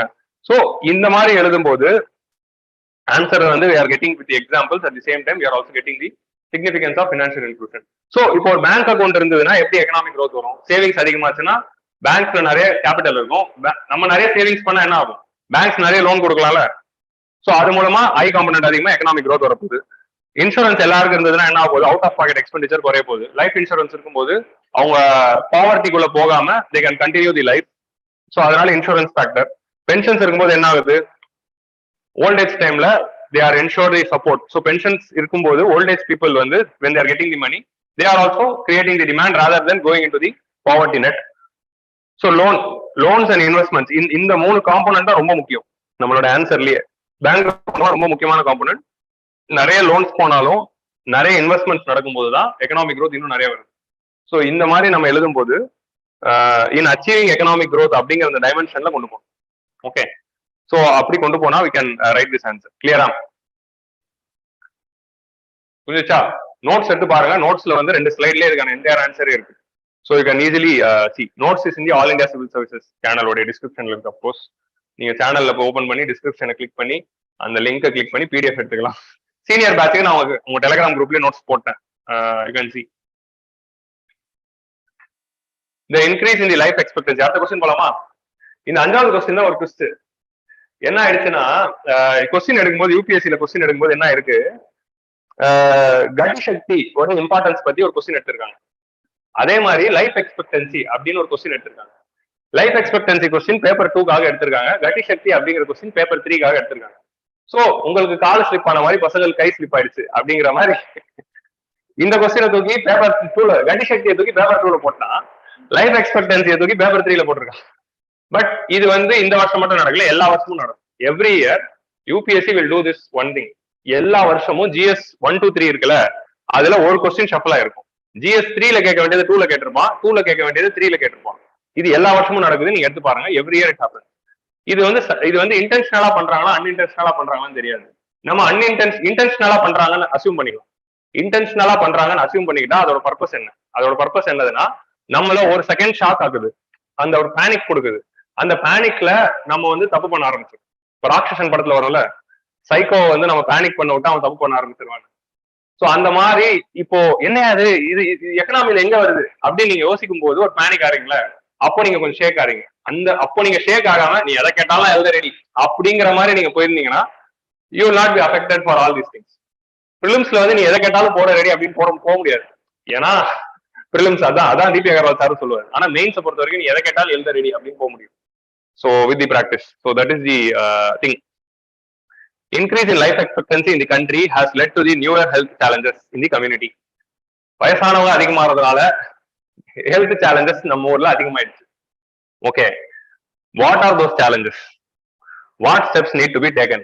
ஸோ இன்சிடென்டலி போன வாரம் தான் எடிட்டோரியல் இதை பத்தி பேசி, கரெக்டா? 85th எடிஷன் லாஸ்ட் வீக் தான் we were discussing. இந்த 85th எடிஷன் இந்த கொஸ்டின்கான என்டையர் ஆன்சர் இருக்கா? 2 எடிட்டோரியல் டிஸ்கஸ் பண்ணோம், கரெக்டா? ஒரு எடிட்டோரியல்ல ஃபெர்டிலிட்டி ரேட் குறையறதுனால டிபெண்டன்சி ரேஷியோ அதிகமாகுது. அப்கோர்ஸ் டிபெண்டன்சி ரேஷியோ அதிகமாகிறது தான் இதுக்கான பாயிண்ட். ஓல்டேஜ் பீப்புளோட பாப்புலேஷன் லைஃப் எக்ஸ்பெக்டன்சி அதிகமாகுதுன்னா என்ன? நம்ம பிறக்கும் போதுன்ற மாதிரி இந்தியா பிறக்கும் போது 1947ல லைஃப் எக்ஸ்பெக்டன்சி எவ்வளவு இருந்தது? when a child is born in India, till what age the child can live அப்படிங்கறத லைஃப் எக்ஸ்பெக்டன்சி. 1947ல பிறக்கும்போது 32 இருந்தது. ஓகே, ஸோ 32ல இருந்த லைஃப் எக்ஸ்பெக்டன்சி இப்போ எவ்வளவு இருக்கு? 69.8 அப்படிங்கிறதுல இருக்கு. இன்னும் சென்சஸ் வரல. நேஷனல் ஃபேமிலி ஹெல்த் சர்வே படி 69.8. ஓகே, நீங்க உங்களுக்கு உருட்டணும்னா அதை கூட பிராக்கெட்ல போட்டுருக்கோம். ஃபேமிலி ஹெல்த் சர்வே 5 இப்படி போட்டா ஒரு எக்ஸ்ட்ரா உருட்டு, கரெக்டா? ஸோ இந்த கிராஃப் வந்து இந்த ஆன்சர்ல எழுதும் போது உங்க ஆன்சர் எக்கனாமி ஆன்சரா மாறும், கரெக்டா? லாஜிக் புரியுதா? இந்த டேட்டா வந்து நீங்க எப்படி படிக்கணும். பட் இந்த டேட்டாவை இதை கிராஃபா மாத்தி இதோட இன்ட்ரோடக்ஷன்ல சைட்ல எழுதும் போதுதான் நம்மளோட ஆன்சர் என்ரிச் ஆகும். ஸோ இன்க்ரீஸ் இன் லைஃப் எக்ஸ்பெக்டன்சியை நீங்க காட்டுறீங்களா, கேள்வியில கேட்ட அந்த increase in life expectancy are showing as it has increase. இதனால என்ன நடக்க போகுது? Old age population of nation is going to rise. At present we are having 18% of the population is old age, அதாவது more than 60. So that is expected to increase to how much? 2030ல அது 36% ஆக போகுது. Okay, இது எங்க பார்த்தோம்? போன வாரம் எடிட்டோரியல்ல தான் பார்த்தோம். இந்த வாரம் இல்ல, 85th எடிஷன் எடிட்டோரியல்ல இருந்து அந்த டேட்டா தான் எடுத்திருக்கு. ஸோ ஓல்ட் ஏஜ் பாப்புலேஷன் அதிகமாக போகுதுன்னா டிபெண்டன்சி ரேஷியோ அதிகமாக போகுது. டிபெண்டன்சி ரேஷியோ அதிகமாக போகுதுன்னா என்ன? ஸோ நம்மளோட ஏஜ் எக்ஸ்பெரிமெண்ட் இப்படி ஆயிடும். ஸோ முடிஞ்ச ஏஜ் எக்ஸ்பெரிமெண்ட் நம்ம வரையலாம் நம்ம ஆன்சர்ல. ஸோ நம்மளுடைய லைஃப் எக்ஸ்பெக்டன்சி அதிகமாகும் போது இப்படி இருந்த ஏஜ் எக்ஸ்பெரிமெண்ட் இப்படி ஆயிட போகுது. ஸோ நீங்க 12th ஸ்டாண்டர்ட் ஹியூமன் டெவலப்மெண்ட் என்சிஆர்டிக்குள்ள இந்த டயக்ராம் இருக்கும், age experiment diagram. So youth population அதிகமா இருந்து ஓல்டேஜ் பாப்புலேஷன் கம்மியா இருந்தது மாதிரி ஓல்டேஜ் பாப்புலேஷன் அதிகமாகி யூத் பாப்புலேஷன் கூட ஆல்மோஸ்ட் ஈக்குவலா இருக்கும்போது number of old people dependent on the young people is going to rise. That is rise in the dependency ratio. So dependency ratio அதிகமாக போகுது அப்படிங்கிறது தான் இங்க இருக்க கன்சர்ன். ஸோ டிபெண்டன்சி ரேஷியோ அதிகமாச்சுன்னா என்ன ப்ராப்ளம்ஸ் அப்படிங்கிறது 85th எடிஷன்ல ஒரு எடிட்டோரியல்ல பார்த்தோம். அப்படிப்பட்ட வயசானவங்களால என்னென்ன சேலஞ்சஸ் வரப்போகுது அப்படிங்கிறது 85th எடிஷன்ல 2வது எடிட்டோரியல். அவங்களுக்கு என்னென்னலாம் ரிஃபார்ம்ஸ் பண்ணணும் அப்படிங்கிறது 85th எடிஷனோட 3வது எடிட்டோரியல். ஓகே, இதான் லாஸ்ட் வீக் டிஸ்கஸ் பண்ணோம். அந்த வீடியோ போய் பாருங்க, உங்களுக்கு ரெண்டுத்துக்கு ஆன்சர் தெரியும். ஏன்னா அதுல நான் ஒரு 1 hour டிஸ்கஸ் பண்ணியிருக்கேன். நேற்றுக்கு தான் டைம் எடுத்து பார்த்தேன். 1 hour இல்ல, 50 minutesக்கு 2 எடிட்டோரியல் தான் டிஸ்கஸ் பண்ணிருக்கேன். இந்த 2 டாபிக் தான். ஸோ ஜீன் ரீஸ் எழுதின எடிட்டோரியல் ஞாபகம் இருக்கா? This is importance of 5 editorial. நீங்க வீக்கெண்ட்ல எடிட்டோரியல்ஸ் அட்டன் பண்ணி அதுல இருந்து இன்புட்ஸ் எடுக்கிறது, that is what is going to help you in mains answer writing. நான் சொன்னல, the things which are discussing the editorial இது மெயின்ஸ் ஆன்சர் ரைட்டிங்ல வர வச்சாதான் சக்சஸ். ஜஸ்ட் எடிட்டோரியல் படிச்சோம், நானும் வீடியோ அட்டன் பண்ணேன், நானும் கிளாஸ் அட்டன் பண்ணேன்னு இருக்கக்கூடாது. நம்ம படிச்சதை ஆன்சருக்குள்ள கொண்டு வரணும், அதுதான் வந்து சக்சஸ். ஸோ ஹெல்த் சேலஞ்சஸ் வரேன். நீங்க வீடியோ பார்த்துருக்கீங்கன்னு நினைக்கிறேன். All India civil service first வந்து ஜெனரல் சேலஞ்சஸ் டிஸ்கஸ் பண்ணிட்டு அப்புறம் தான் ஹெல்த் சேலஞ்சஸ் வருது. அதுதான் அவங்க கேட்கறாங்க. Increase in the life expectancy of the country has led to the new health challenges. So அதுல நம்ம ஜெனரல் சேலஞ்சஸ், எக்கனாமிக் சேலஞ்சஸ் தான் பார்த்திருப்போம் எடிட்டோரியல்ல. ஹெல்த் சேலஞ்சஸ்னா we have to be very specific. Health challenges என்னென்ன வரப்போகுது? ஓல்டேஜ் பாப்புலேஷன் அதிகமா இருந்தனால அவங்களோட நேச்சுரலாவே அவங்க வந்து physically they are going to get a lot of diseases. அதை தாண்டி நான் communicable diseases like diabetes, hyper tension, cardiac problem, neuro problem, ortho problem, இது எல்லாமே அதிகமாக போகுது. ஸோ பிசிக்கலா இருக்கிற ஹெல்த் இஷ்யூஸ் எல்லாமே எழுதிடலாம். அடுத்த 2வது எழுத வேண்டியது mental health issue. Mental health issue is very important. So 30 to 50% of the old age people are in depression அப்படின்னு நம்ம பார்த்தோம். ஞாபகம் இருக்கா? எங்க பார்த்தோம்? அது எடிட்டோரியல் தான் பார்த்தோம். அந்த ஃபேக்ட் உங்க ஆன்சர்ல வரணும். அப்போதான் உங்களுடைய answer rating is success. 30 to 50% of the population are going to suffering, old age people are suffering out of depression அப்படிங்கிறது வந்து the fact which you are taking from the editorial I'm going to write in the answer. Okay, so அந்த health challenges தான் எழுத போறோம். Health expenditure. So இந்த new health challenges இந்த community அப்படின்னா health challenges to the people எழுத போறோம். Health challenges to the government. கவர்மெண்ட்டுக்கு இருக்க போதுல, கவர்மெண்ட்க்கு எக்ஸ்பெண்டிச்சர் அதிகமா போகுது, கவர்மெண்ட் வந்து சப்சிடி பர்டன் அதிகமா போகுது. ஸோ அவங்களுடைய அந்த ஹெல்த் ரெஸ்பான்சிபிலிட்டி, எக்ஸ்பெண்டிச்சர் ரெஸ்பான்சிபிலிட்டி அதிகமா போகுது. So that is one problem. Plus parallelly என்ன இன்னொரு சேலஞ்ச் வரப்போகுதுன்னா, டிபெண்டன்சி ரேஷியோ அதிகமா இருக்கு அப்படின்னு போது நமக்கு ரெவன்யூ குறையும். ஸோ கவர்மெண்ட்க்கு வந்து ஹெல்த் எக்ஸ்பெண்டிச்சர் அதிகமாக போகுது, ஆனால் ரெவன்யூ குறைய போகுது. ஏன்னா ஓல்ட் ஏஜ் பீப்புள் அதிகமாயிட்டாங்க, யூத் குறைஞ்சிட்டாங்க. ஸோ அப்படி இருக்கும்போது பிஸ்கல் பாரோயிங் அதிகமாக போகுது அப்படிங்கிறது ஒரு ஹெல்த்னால வந்து விளைவு தானே, ஹெல்த் எக்ஸ்பெண்டிச்சர் அதிகமானது. ஸோ அந்த மாதிரி challenges you can right. Okay, what are those steps you need to take? So government already வந்து they have taken a lot of steps. Rashtriya Vayoshri Yojana பத்தி கண்டிப்பா இங்க எழுதணும். They are providing the accessibility aids to the people. அதை தாண்டி இதுல வந்து நம்ம வெறும் ஹெல்த் ஸ்கீம்ஸ் மட்டும் எழுதக்கூடாது, பென்ஷன் ஸ்கீம்ஸ் இங்க எழுதலாம், all the social security schemes எழுதலாம். ஏன்னா எல்லாமே ஹெல்த்துக்கு தான் பயன்பட போகுது. ஏன்னா ஓல்ட் ஏஜ் பென்ஷன் வரப்போது அவர் மாத்திரம் அவங்க தான் ஸ்பெண்ட் பண்ண போறாங்க. ஸோ பென்ஷன் ஸ்கீம்ஸ் எல்லாத்த பத்தி இங்க எழுதலாம், ராஷ்டிரிய வயோஸ்ரீ யோஜனா பத்தி எழுதலாம். அதை தாண்டி வந்து இன் ஜெனரல் வந்து we can also write the Ayushman Bharat component. இந்த மாதிரி ஸ்டெப்ஸ் எல்லாம் நிறைய எடுத்திருக்காங்க. பிளஸ் அந்த டைமென்ஷன் வந்து you can see in the editorial video. கிளியரா? சோ அதனாலதான் சொல்றேன், இது வந்து டைரக்ட் எக்ஸ்பெக்டட் கொஸ்டின். சோ இது இந்த கொஸ்டின் வந்து இந்த புக்ல இந்த பேஜ்ல ஆன்சர் இருக்கு அப்படின்னா கிடையாது. உங்களுக்கு புரியுதா? இந்த புக்ல இந்த பேஜ்ல ஆன்சர் இருக்கு, இந்த ரமேஷ் சிங்ல இந்த சாப்டர் படிங்க அப்படின்னு சொல்ல முடியுமா? இல்ல என்னோட நோட்ஸ்ல, எக்கனாமி நோட்ஸ்ல இந்த சாப்டர்ல இதுக்கு ஆன்சர் படிங்க அப்படின்னு சொல்ல முடியுமா? கிடையாது. இதுக்கான ஆன்சர் லைஃப் எக்ஸ்பெக்டன்சி அப்படிங்கிறது வேற ஒரு இடத்துல இருக்கு, அது இன்க்ரீஸ் ஆகுதுங்கிறது வேற ஒரு இடத்துல இருக்கு, சேலஞ்சஸ் அப்படிங்கிறது வேற ஒரு இடத்துல இருக்கு, ஸ்டெப்ஸ் டேக்கன் அப்படிங்கிறது வேற ஒரு இடத்துல இருக்கு. ஸோ அந்த வேற ஒரு இடத்துல படிச்ச 4 விஷயத்த கம்பைன் பண்ணி ஒரு ஆன்சரா எக்ஸாம் ஹால்ல கொடுக்கறது தான் ஆன்சர் ரைட்டிங். அதுதான் சேலஞ்ச். மெயின்ஸ் எழுதுற 13,000 பேருக்கு ஆன்சர் தெரியும். 13,000 பேர் முட்டாள் கிடையாது, 13,000 பேரும் ப்ரிலிம்ஸ் கிளியர் பண்ணிருக்காங்க. உங்களுக்கு புரியுதா? ஸோ 13,000 பேருக்கு ஆன்சர் தெரியும். ஆனா அந்த 30 to 40 செகண்ட்ஸ்க்குள்ள நம்ம 4 இடத்துல படிச்ச ஆன்சரையும் ஒன்னா கொண்டு வந்து இந்த ஆன்சர்ல இறக்குறது தான் சேலஞ்ச். கத்துக்கிட்ட மொத்த வித்தையும் இறங்கணும், லிங்குசாமி மாதிரி. ஓகேவா? அப்கோர்ஸ் அஞ்சான் மாதிரி படம் எடுக்காதீங்க, நீங்க ராஜமௌலி மாதிரி எடுங்க, இல்லைன்னா இப்ப மணிரத்னம் பண்ற மாதிரி எடுங்க. 30 வருஷமா கத்துக்கிட்ட மொத்த வித்தையும் இறக்கி இருக்காங்கிற மாதிரி நல்ல படமா எடுங்க. சோ புரிஞ்சுச்சா? சோ அதுதான் சேலஞ்ச், அதுக்குதான் you need the practice. Next, economic growth in the recent past. This is a very challenging question. இதுக்கும் அதே மாதிரி தான். இதுக்கு ஆன்சர் வந்து இந்த புக்ல இந்த பேஜ்ல இருக்கு, அந்த நோட்ஸ்ல இருக்கு அப்படின்னு சொல்ல முடியாது. ஆனா நம்ம கிளாஸ்ல ஒரு 60 மணி நேரம் கிளாஸ்ல டிஸ்கஸ் பண்றோம், அப்புறம் வந்து மெனி ஹவர்ஸ் எடிட்டோரியல்ல டிஸ்கஸ் பண்றோம், அதுக்கப்புறம் நீங்க மெனி ஹவர்ஸ் உட்காந்து படிக்கிறீங்க, இன்டர்நெட் பாக்குறீங்க, கரண்ட் அஃபேர்ஸ் படிக்கிறீங்க, அதோடைய அக்யூமுலேட்டட் நாலேஜ் தான் it going to help you the answer. உங்களுக்கு புரியுதா? எல்லாத்துல இருந்து பாயிண்ட்ஸ் எடுக்கணும். அதே மாதிரி தான் இந்த question, but it is very easy. That is logic. Economic growth in the recent, இது வந்து உங்களுக்கு தெரியாம அந்த கன்வென்ஷன் மாதிரி, கோத்தன்பர்க் கன்வென்ஷன் மாதிரி இல்லல, செல்லுலோஸ் மாதிரி இல்லல. That is the logic here. Economic growth in the recent past has led by increase in labor productivity. நான் ஆல் இந்தியா சிவில் சர்வீஸ் வீடியோல நடக்கும் போது ஒரு சின்ன எரர் ஆயிடுச்சு. என்ன ஆயிடுச்சுன்னா, லேபர் ஆக்டிவிட்டி அப்படின்னு இருக்கு. நான் அந்த கொஸ்டின் வந்து அப்போ ஒரிஜினல் கொஸ்டின் பேப்பர் வரல, அதனால என்ன ஆயிடுச்சு, நான் காப்பி பேஸ்ட் தான் பண்ணேன். ஏதோ ஒரு வெப்சைட்ல தப்பா கொஸ்டின் இருந்ததுனால என்னோட ஸ்லைட்ஸும் தப்பாயிடுச்சு. லேபர் ஆக்டிவிட்டி அப்படின்னு இருந்தது. ஸோ இது லேபர் ஆக்டிவிட்டி அப்படின்னு இருக்கும் போது இந்த கொஸ்டினோட மீனிங் வேற, லேபர் ப்ரொடக்டிவிட்டி அப்படின்னு இருந்தா அந்த கொஸ்டின் மீனிங் வேற. உங்களுக்கு ஆக்டிவிட்டிக்கு தேவை ஆன்சர் வேணும்னா அந்த வீடியோ பாருங்க, ப்ரொடக்டிவிட்டிக்கு ஆன்சர் வேணும்னா இப்ப நான் நடத்துறேன். ஓகேவா? சோ நான் நேற்றுக்கு தான் ரியலைஸ் பண்ணேன், ஓ இது லேபர் ப்ரொடக்டிவிட்டியா, நம்ம லேபர் ஆக்டிவிட்டி. ஏன்னா லேபர் ஆக்டிவிட்டினா என்ன, நிறைய பேருக்கு வேலை கிடைச்சிருக்கு அப்படிங்கிறது labour activity. So increasing in labour ஆக்டிவிட்டினா employment is has risen. So இதுதான் மீனிங். இன்க்ரீஸ் இன் லேபர் ப்ரொடக்டிவிட்டினா என்ன, அதுக்கு அப்படியே ஆப்போசிட் மீனிங். கம்மி லேபர்ல இருந்து அதிக அவுட்புட் வருது. உங்க லாஜிக் புரியுதா? லேபர் ஆக்டிவிட்டினா மோர் லேபர் மோர் அவுட்புட், லேபர் ப்ரொடக்டிவிட்டினா கம்மி லேபர்ல மோர் அவுட்புட். சோ கொஸ்டினோட டைமென்ஷனே மாறுது. சோ அதனால ஆல் இந்தியா சிவில் சர்வீஸ்ல ஆல்ரெடி வீடியோ பார்த்தவங்க, அது அந்த ஆன்சர், இதுக்கு ஆன்சர். ஓகே, அந்த கொஸ்டினுக்கு அதான் ஆன்சர், பட் அது யூபிஎஸ்சில கேட்கல, இதுதான் யூபிஎஸ்சில கேட்டிருக்காங்க. இன்சைட்ஸ்னால வந்த பிரச்சனை, இது இன்சைட்ஸ்ல இருந்து டைபிஸ்ட் பண்ண எரர்னால வர பிரச்சனை. ஓகேவா? சோ அதை நான் கண்டுக்காம காப்பி பேஸ்ட் பண்ணதும் பிரச்சனை தான். கொஸ்டின் வந்து இப்போ நம்ம ஒரிஜினல் பேப்பர் வந்த பிறகு we got the right word. Economic growth in the recent past has been led by increase in labor productivity. Explain this statement. So இதுதான் நம்ம வந்து நான் வந்து உங்களுக்கு கதையா சொன்னேன், ஞாபகம் இருக்கா? இன்ட்ரோடக்ஷன் டு எக்கனாமி நடத்தும் போது நம்மளோட எக்கனாமில இருக்க ஸ்ட்ரக்சரல் ஃபிளா அப்படின்னு சொல்லி பிரைமரியில இருந்து சர்வீஸுக்கு ஜம்ப் பண்ண கதையை சொன்னல, அந்த கதையை தான் கேட்டிருக்காங்க. உங்களுக்கு புரியுதா? That is the story. அதை தான் நீங்க எக்ஸ்பிளைன் பண்ணணும். அப்ப நான் என்ன சொன்னேன், வெறும் கதையை மட்டும் கேட்டுக்கோங்க, எல்லாம் கேட்க மாட்டாங்க அப்படின்னு சொல்றேன். பட் ஸ்டில் கதையை நான் கரெக்டா சொல்லிட்டேன்ல, அத்தோட என் வேலை முடிஞ்சிச்சு.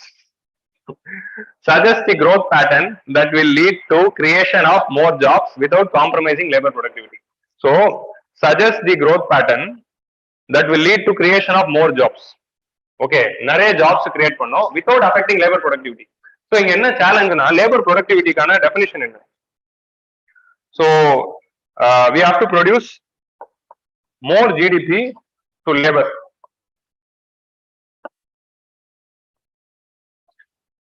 லேபர் ப்ரொடக்டிவிட்டி அப்படிங்கிறது வந்து மேக்ரோவா டிஃபைன் பண்ணலாம், மைக்ரோவா டிஃபைன் பண்ணலாம். மேக்ரோவா டிஃபைன் பண்ணும்போது நியூமரேட்டர்ல ஜிடிபி வருது. மைக்ரோவா டிஃபைன் பண்ணும்போது அந்த ஒரு கம்பெனியோட output, how many cars are produced. ஒரு ஹூண்டாயோட லேபர் ப்ரொடக்டிவிட்டி என்னதுன்னா number of cars produced divided by number of labours. So 100 labour work பண்ணி 1000 கார் ப்ரொடியூஸ் பண்றாங்க, 10 லேபர் ஒர்க் பண்ணி 1000 கார் ப்ரொடியூஸ் பண்றாங்க. உங்களுக்கு புரியுதா? பட் இங்க நம்ம மேக்ரோ பாயிண்ட் ஆஃப் வியூல தான் எழுத போறோம், ஏன்னா இது வந்து 11th question economic question. 1% GDP produce ஆகிறதுக்கு ஹவு மெனி லேபர்ஸ் உங்களுக்கு தேவைப்படுது, இதுதான் labour productivity. So number of labours கம்மியா இருந்து அதிகமான ஜிடிபி வருதுன்னா தட் இஸ் லேபர் ப்ரொடக்டிவ். உங்களுக்கு புரியுதா? அந்த லாஜிக் இருக்கு. ஸோ எப்போ லேபர் ப்ரொடக்டிவிட்டி அதிகமாகும், எப்போ லேபர் ப்ரொடக்டிவிட்டி அதிகமாகும்னா டினாமினேட்டர் வேல்யூ கம்மியா இருக்கும்போது அதிகமாகும். ஸோ அப்போ கேபிட்டல் இன்டென்சிவ் செக்டர்னாலதான் நம்மளோட ரீசென்ட் டைம்ஸ்ல எக்கனாமிக் க்ரோத்தே வந்திருக்கு அப்படிங்கறத இந்த கொஸ்டினோட மீனிங். சோ இதோட மீனிங் என்ன? Economic growth in the recent past has been led by increasing labor productivity. So ரீசெண்டா வந்து எக்கனாமிக் growth எல்லாமே லேபர் ப்ரொடக்டிவிட்டி அதிகமானதுனால தான். அதான் இங்க சொல்ல வராங்க. சோ லேபர் ப்ரொடக்டிவிட்டி அதிகமானதால தான் நம்ம growth வருதுன்னா 1991 நம்ம growth காரணம் என்ன? Service sector. Service sector is capital intensive and it is not labour intensive. Capital இன்டென்சிவ்னா அது மீனிங் என்ன? 100 பேர் செஞ்சு 1000 ரூபாய் ப்ரொடியூஸ் பண்றதுக்கு பதிலா 10 பேரே பண்ணிடுவாங்கன்னு சொன்னால அதான லேபர் ப்ரொடக்டிவிட்டி. ஞாபகம் இருக்கா? அங்க கதையா சொன்ன அதே கான்செப்ட் தான். 100 பேர் வேலை செஞ்சு மேனுபேக்சரிங்ல ஒரு 1000 ரூபாய் ப்ரொடியூஸ் பண்றாங்கன்னா சர்வீஸ் செக்டரை பொறுத்த வரைக்கும் 1000 ரூபாய் ப்ரொடியூஸ் பண்றாங்கன்னா சர்வீஸ் செக்டர் பொறுத்த வரைக்கும் 10 பேர் ஐடி கம்பெனில வேலை செஞ்சாலே 1000 ரூபாய். சோ உங்களுக்கு 1000 ரூபாய் அப்படிங்கிற அவுட்புட் வந்து 100 பேர் செஞ்சு வந்தாங்கன்னா லேபர் ப்ரொடக்டிவிட்டி எவ்வளவு வருது? 10 வருது. அதே 1000 ரூபாய் அவுட்புட் வந்து 10 பேர் செஞ்சு பண்ணாங்கன்னா 100 வருதுல. சோ மேனுபேக்சரிங் பதிலா சர்வீஸ் செக்டர்னாலதான் 10-fold increase in labour productivity ஆயிருக்கு. நம்ம எக்ஸாம்பிள் படி, this is not the actual example, நம்ம எக்ஸாம்பிள் படி. So skipping the manufacturing sector and adopting the service sector based growth is the main reason for increase in the labor productivity in the recent times. அதனாலதான் நம்மளுடைய GDP growth வந்திருக்கு. அததான் இங்க எழுத போறோம். நம்ம மேனுபேக்சரிங் செக்டரை இக்னோர் பண்ணிட்டு சர்வீஸ் செக்டருக்கு ஜம்ப் பண்ணதுனால our labor productivity increased. ஆனா அதனால அப்கோர்ஸ் நியூ லேபர்ஸ் கிரியேட் ஆகல, நியூ எம்ப்ளாய்மெண்ட் கிரியேட் ஆகல. ஸோ அந்த ஆஸ்பெக்ட் தான் எழுத போறோம். ஸோ இந்த 15 மார்க் கொஸ்டின்ல ஒரு 1 full பேஜே நீங்க வந்து skipping of the manufacturing sector அப்படிங்கிற அந்த இஷ்யூ எடுத்து எக்ஸ்பிளைன் பண்ணலாம். How is skip the manufacturing sector, அதனால வந்து ஜாப்லெஸ் growth. இதுல என்ன மேப் வரையணும்? கிராஃப் வரையணும். இந்த கிராஃப் ஞாபகம் இருக்குல்ல?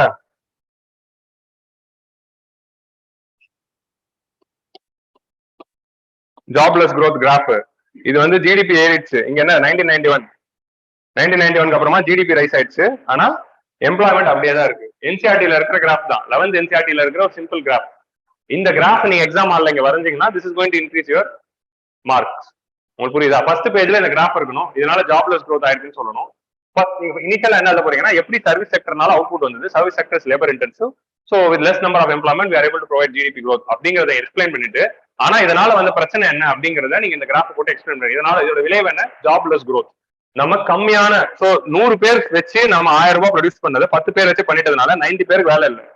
That is jobless growth. So அந்த ஜாப்லெஸ் growth phenomenon வந்து you have explained and you could have continued clear-ஆ. சோ அதை தான் இங்க வந்து ஃபர்ஸ்ட் பேஜ் ஃபுல்லா நம்ம டிவோட் பண்ணிடலாம், டெக்னிக்கலா எழுதுறது. சோ இதுக்கான ஆன்சர் வந்து உங்களுக்கு புரியுதா? எந்த ஒரு நோட்ஸ்ல எந்த ஒரு புக்லயும் இல்ல. உங்களோட இன்ஹரண்ட் நாலேஜ் தான் அந்த common sense to use this and creativity to use this graph here to make it economically oriented. Again இந்த ஃபார்முலாவை எழுதணும் நீங்க. GDP by labor அப்படிங்கிற ஃபார்முலா எழுதி labor productivity will be high only if there is very less labor with more GDP, which is possible only through the service sector growth, and that is what has led to the India's GDP growth in the last few years அப்படிங்கறத நம்ம இங்க எழுத போறோம். First statement முடிஞ்சிச்சா? Explain the statement பண்ணியாச்சா? First ஒரு page. Suggest the growth pattern that will lead to create of more jobs without compromising labor productivity. So இப்ப ரெண்டாவது பார்ட் ஆஃப் தி ஆன்சருக்கு உங்களுக்கு நிறைய பாயிண்ட் இருந்தது அப்படின்னா நீங்க ஒரு பேஜில் முடிக்கலாம் இந்த கதையை. கம்மி பாயிண்ட் இருந்ததுன்னா இந்த கதையை ஒரு 1.5 பக்கத்துக்கு இழுத்து அதை ஒரு பக்கத்துக்கு எழுதலாம். இதுதான் எக்ஸாம் ஹால்ல நம்ம எடுக்க வேண்டிய ஒரு முடிவு. உங்களுக்கு புரியுதா? எதுக்கு நமக்கு பாயிண்ட் இருக்கு, எதுக்கு நமக்கு பாயிண்ட் இல்ல அப்படிங்கறத வச்சுட்டு தான் we are going to structure the answer. நம்ம வந்து சமாளிச்ச மாதிரி தெரியக்கூடாது. நான் வந்து இதுக்கே நான் இவ்வளவு பாயிண்ட் எழுதியிருக்கேன் அப்படிங்கிற மாதிரி தான் எழுதணுமே தவிர அது எனக்கு தெரியாததுனால இது அதிகமாவும் அது கம்மியாவும் எழுதியிருக்கேன் அப்படிங்கிற மாதிரி இருக்கக்கூடாது. ஸோ நேச்சுரலாவே அதை காட்டணும். ஸோ இந்த எக்ஸ்பிளேஷன் கூட இன்னும் அதிகம் பண்ணலாம். Suggest the growth pattern that will lead to creation of more jobs without compromising labor productivity. So labour productivity compromise ஆகாம நம்ம நிறைய ஜாப்ஸை கிரியேட் பண்ணணும். ஸோ ஜாப்லெஸ் growth-ஐ எப்படி சரி கட்டுறது, அதான் வே ஃபார்வர்ட் கேட்கறாங்க. இது என்ன வே ஃபார்வர்ட் எழுத போறீங்க? லேபரும் வரணும், ப்ரொடக்டிவிட்டியும் வரணும், ரெண்டுமே கிடைக்கணும். So steps needed to increase the employment, அது ஃபர்ஸ்ட் பார்ட். அது நம்ம ஸ்லைட்ல இருக்கிற அந்த 8 ஸ்கீம்ஸ் இருக்கு, ஏகப்பட்ட ஸ்டெப்ஸ் இருக்கு. ஃபர்ஸ்ட் அதுக்கு எடுத்த உடனே ஆனா இங்க முதல் பாயிண்ட் நம்ம என்ன எழுதணும்? According to the economic survey 2019 they have identified certain sectors as labor intensive sectors like textile, apparel, leather, renewable energy. இந்த 4 செக்டர்லயும் கவர்மெண்ட் ஃபோக்கஸ் பண்ணா we can provide more employment opportunities. உங்களுக்கு புரியுதா? இந்த பாயிண்ட் ஃபர்ஸ்ட் எழுதும்போது according to economic survey அப்படிங்கிற அந்த வேர்டுல நம்ம ஒரு உருட்டு உருட்டுறோம். உங்களுக்கு புரியுதா? So this is how you can show your answer as a technical answer. மிச்ச பாயிண்ட் எல்லாமே எல்லாருக்கும் தெரியும். யூபிஎஸ்சி ப்ரிலிம்ஸ் பாஸ் பண்ண எல்லாருக்குமே மிச்ச எம்ப்ளாய்மெண்ட் எப்படி உருவாக்கணும்னு தெரியும். நம்ம எல்லா ஸ்கீம்ஸையும் உட்காந்து எழுதி இந்த ஸ்கீம் எல்லாம் இம்ப்ளிமெண்ட் பண்ணுங்க அப்படின்னு எழுதலாம். ஆனா முதல் பாயிண்ட் நம்ம எகனாமிக் சர்வே போட்டுருவோம். ரெண்டாவது வந்து எக்ஸ்போர்ட் இன்டென்சிவ் செக்டரா இருக்கணும், அந்த மாதிரி எழுதிட்டு அந்த மாதிரி எழுதலாம். அதுக்கப்புறமா இன் ஜெனரல் எம்ப்ளாய்மெண்ட் ஆப்பர்ச்சுனிட்டி கிரியேட் பண்றதுக்கு என்னென்னலாம் இருக்கு, நம்ம எம்ப்ளாய்மெண்ட் எப்படி எல்லாம் பண்ணலாம், வேஜ் எம்ப்ளாய்மெண்ட் கிரியேட் பண்ணலாம், இல்ல செல்ஃப் எம்ப்ளாய்மெண்ட் கிரியேட் பண்ணலாம், இல்ல ஃபர்ம்ஸை வளர்த்து விட்டு எம்ப்ளாய்மெண்ட் கிரியேட் பண்ணலாம். 3 ரூட் தான் இருக்கு. 4வது ரூட் கவர்மெண்டே வேலை கொடுக்கலாம். இந்த 4 ரூட் தான் நம்ம படிச்சோம் கிளாஸ்ல எம்ப்ளாய்மெண்ட் அப்போ. ஸோ வேஜ் எம்ப்ளாய்மெண்ட் அதிகப்படுத்துறதுக்கு என்ன பண்ணலாம்? எம்ஜி நரேகா இன்னும் பெட்டர் பண்ணலாம். இன்ஃபார்மல் செக்டர் ஃபார்மலைசேஷன் ஆகலாம். ஸோ அதுக்கான ஸ்டெப்ஸ் இந்த eShram portal, all these things. அப்புறம் செல்ஃப் எம்ப்ளாய்மெண்ட்டுக்கு என்ன பண்ணலாம்? National rural livelihood mission, urban livelihood mission, start up India, stand up India, Mudra scheme, blah blah blah எல்லாமே. ஸோ அதுக்கப்புறமா வந்து வி ஆர் ஹேவிங் ஃபர்ம்ஸை வளர்த்து விடலாம். நீங்க நிறைய ஃபர்ம்ஸை வளர்த்து விட்டீங்கன்னா அவங்க நிறைய பேருக்கு வேலை கொடுக்க போறாங்க. ஸோ ஃபர்ம்ஸை வளர்த்து விடுறதுக்கு ஐ காம்பனன்ட் அதிகப்படுத்துறதுக்கு நம்ம கிட்ட என்ன இருக்கு?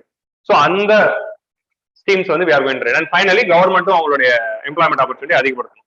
ஸோ கவர்மெண்ட் எம்ப்ளாய்மெண்ட் ஆப்பர்ச்சுனிட்டி என்ன வேகன்சி ஃபில்அப் பண்ணணும். ஸோ ஏகப்பட்ட வேகன்சிஸ் இருக்கு, அந்த வேகன்சியை ஃபில்அப் பண்ணா வேலை வாய்ப்பு வரும். ஸோ இந்த மாதிரி பண்ணலாம்.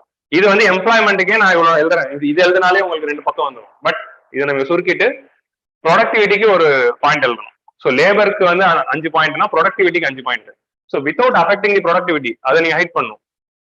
ஸோ லேபர் இங்க உருவாக்கியாச்சுல, இந்த லேபர்லாம் எப்போ ப்ரொடக்டிவா இருக்கும்? அவ்வளவுதான். இந்த லேபர்லாம் எப்போ ப்ரொடக்டிவா இருக்குன்னா ப்ராப்பர் ஸ்கில் டெவலப்மெண்ட் கொடுக்கணும். ஸோ ஸ்கில் இந்தியா மிஷனை மார்க்கெட் டிமாண்டுக்கு ஏற்ற மாதிரி இம்ப்ளிமெண்ட் பண்ணணும். அப்புறமா ப்ராப்பர் ஜாப் ட்ரைனிங் கொடுக்கணும். அதாவது ஸ்கில் கொடுத்துட்டு வேலை வாங்கி கொடுக்கறது வேற, வேலை சேர்ந்த பிறகு நடுவுல திருப்பி ரீஸ்கில்லிங் பண்றது வேற.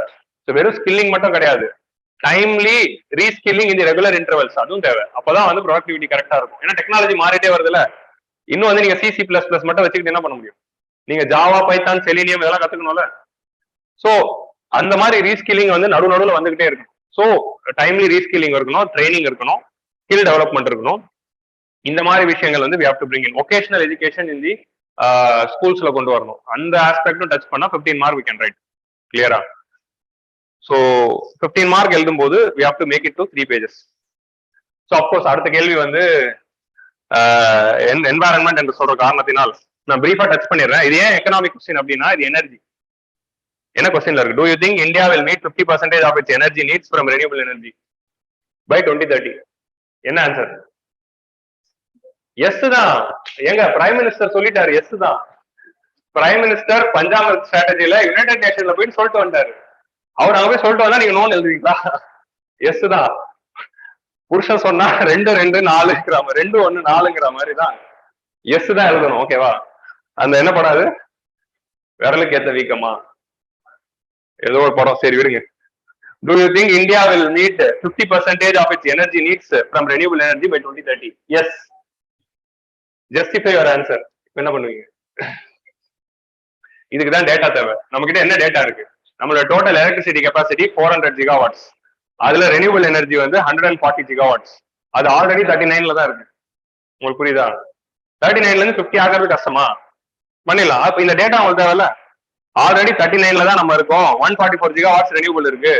ஆல்ரெடி நம்ம அதை நோக்கி தான் போயிட்டு இருக்கோம். எப்படி அதை நோக்கி போயிட்டு இருக்கோம்? ஸோ இதுல அந்த டேட்டா தான் முக்கியம். இந்த கொஸ்டின் எப்போ ஆன்சர் நம்ம கரெக்டாக எழுதிருக்க முடியும்னா, நான் சொன்ன அந்த டேட்டா உங்களுக்கு தெரிஞ்சிருக்கணும். அதனால அந்த எனர்ஜி அப்படிங்கிற டாபிக் ப்ரிப்பேர் பண்ணும்போது you have to know with the split. கோலுக்கு எவ்வளோ, ரெனியூபிள் எவ்வளோ, ரெனியூபிள்ல சோலார் எவ்வளோ, விண்ட் எவ்வளோ, ஹைட்ரோ எவ்வளோ. ஸோ ஆக்சுவலி வந்து நம்மளுடைய நம்பர் வந்து இட் வாஸ் ஒன்லி 29 தான். 28 தான். Renewable energy was only 28%.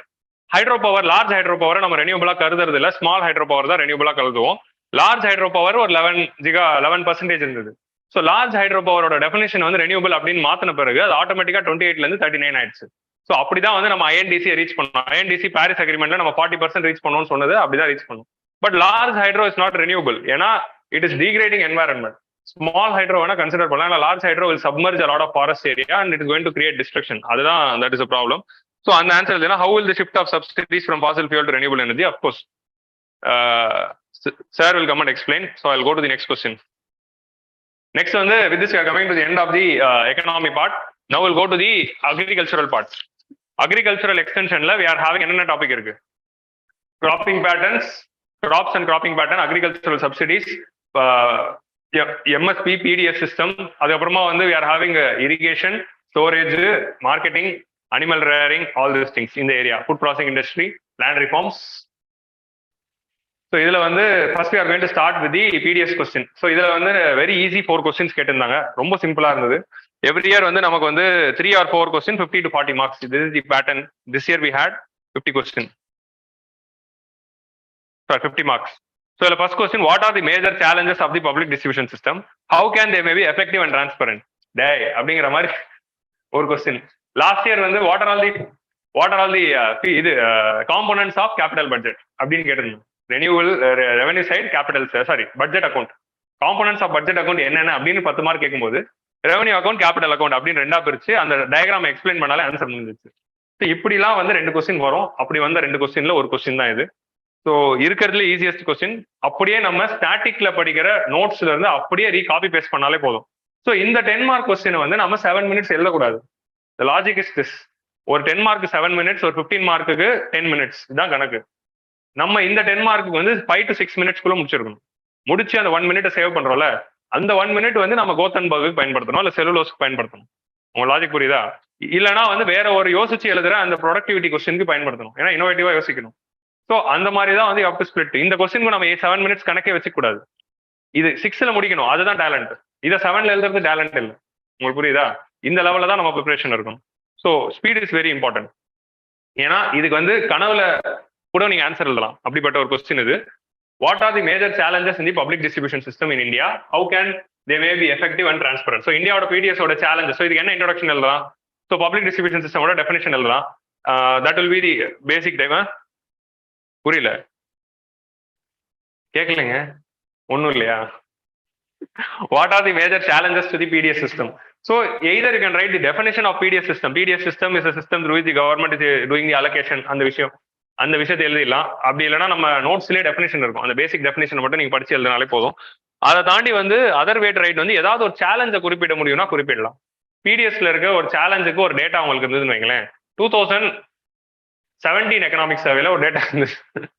2017 economic சர்வேல BDS reforms அப்படின்னு ஒரு சாப்டர் இருந்தது. அந்த சாப்டர்ல there was data, but that is too old economic survey for you to go and read. Leakage data இருந்தது. ஒரு வருஷத்துல எவ்வளவு வந்து ஃபுட் ஐட்டம்ஸ் லீக் ஆகுது, இல்ல எவ்வளவு கரப்ஷன் ஆகுது, அந்த மாதிரி ஒரு டேட்டா உங்களுக்கு கிடைச்சதுன்னா அந்த டேட்டா தான் நீங்க டேட்டா பாயிண்ட்லயும் எடிட்டோரியல்ஸ்லயும் தேட போறீங்க. இல்லைன்னா பிடிஎஸ் படிக்கும் போது அந்த டேட்டாவை தான் நீங்க எடுத்து நோட்ஸ்ல எழுதி வைக்க போறீங்க. உங்களுக்கு புரியுதா? இந்த மாதிரி கொஸ்டின் வந்தா எழுதுறதுக்கு. ஸோ டேட்டா நம்ம எடுத்து வைக்கணும் அப்படிங்கிறது this is the purpose. Mains answer ரைட்டிங்காக தான். Data is for mains answer writing. So அந்த மெயின்ஸ் கொஸ்டின்ஸை நீங்க அனலைஸ் பண்ணும்போது தான் எந்த மாதிரி டேட்டாக்கள் தேவைப்படுது. ஸோ இது இந்த ஒரு டேட்டாவை பாக்குறீங்கன்னா இது மெயின்ஸ்ல கொஸ்டினா வந்தா எங்க இதை பயன்படுத்தலாம், எந்த கேள்விக்கு இது இன்ட்ரோடக்ஷன்ல வரலாம் அப்படிங்கிற தாட் தான் இருக்கும்.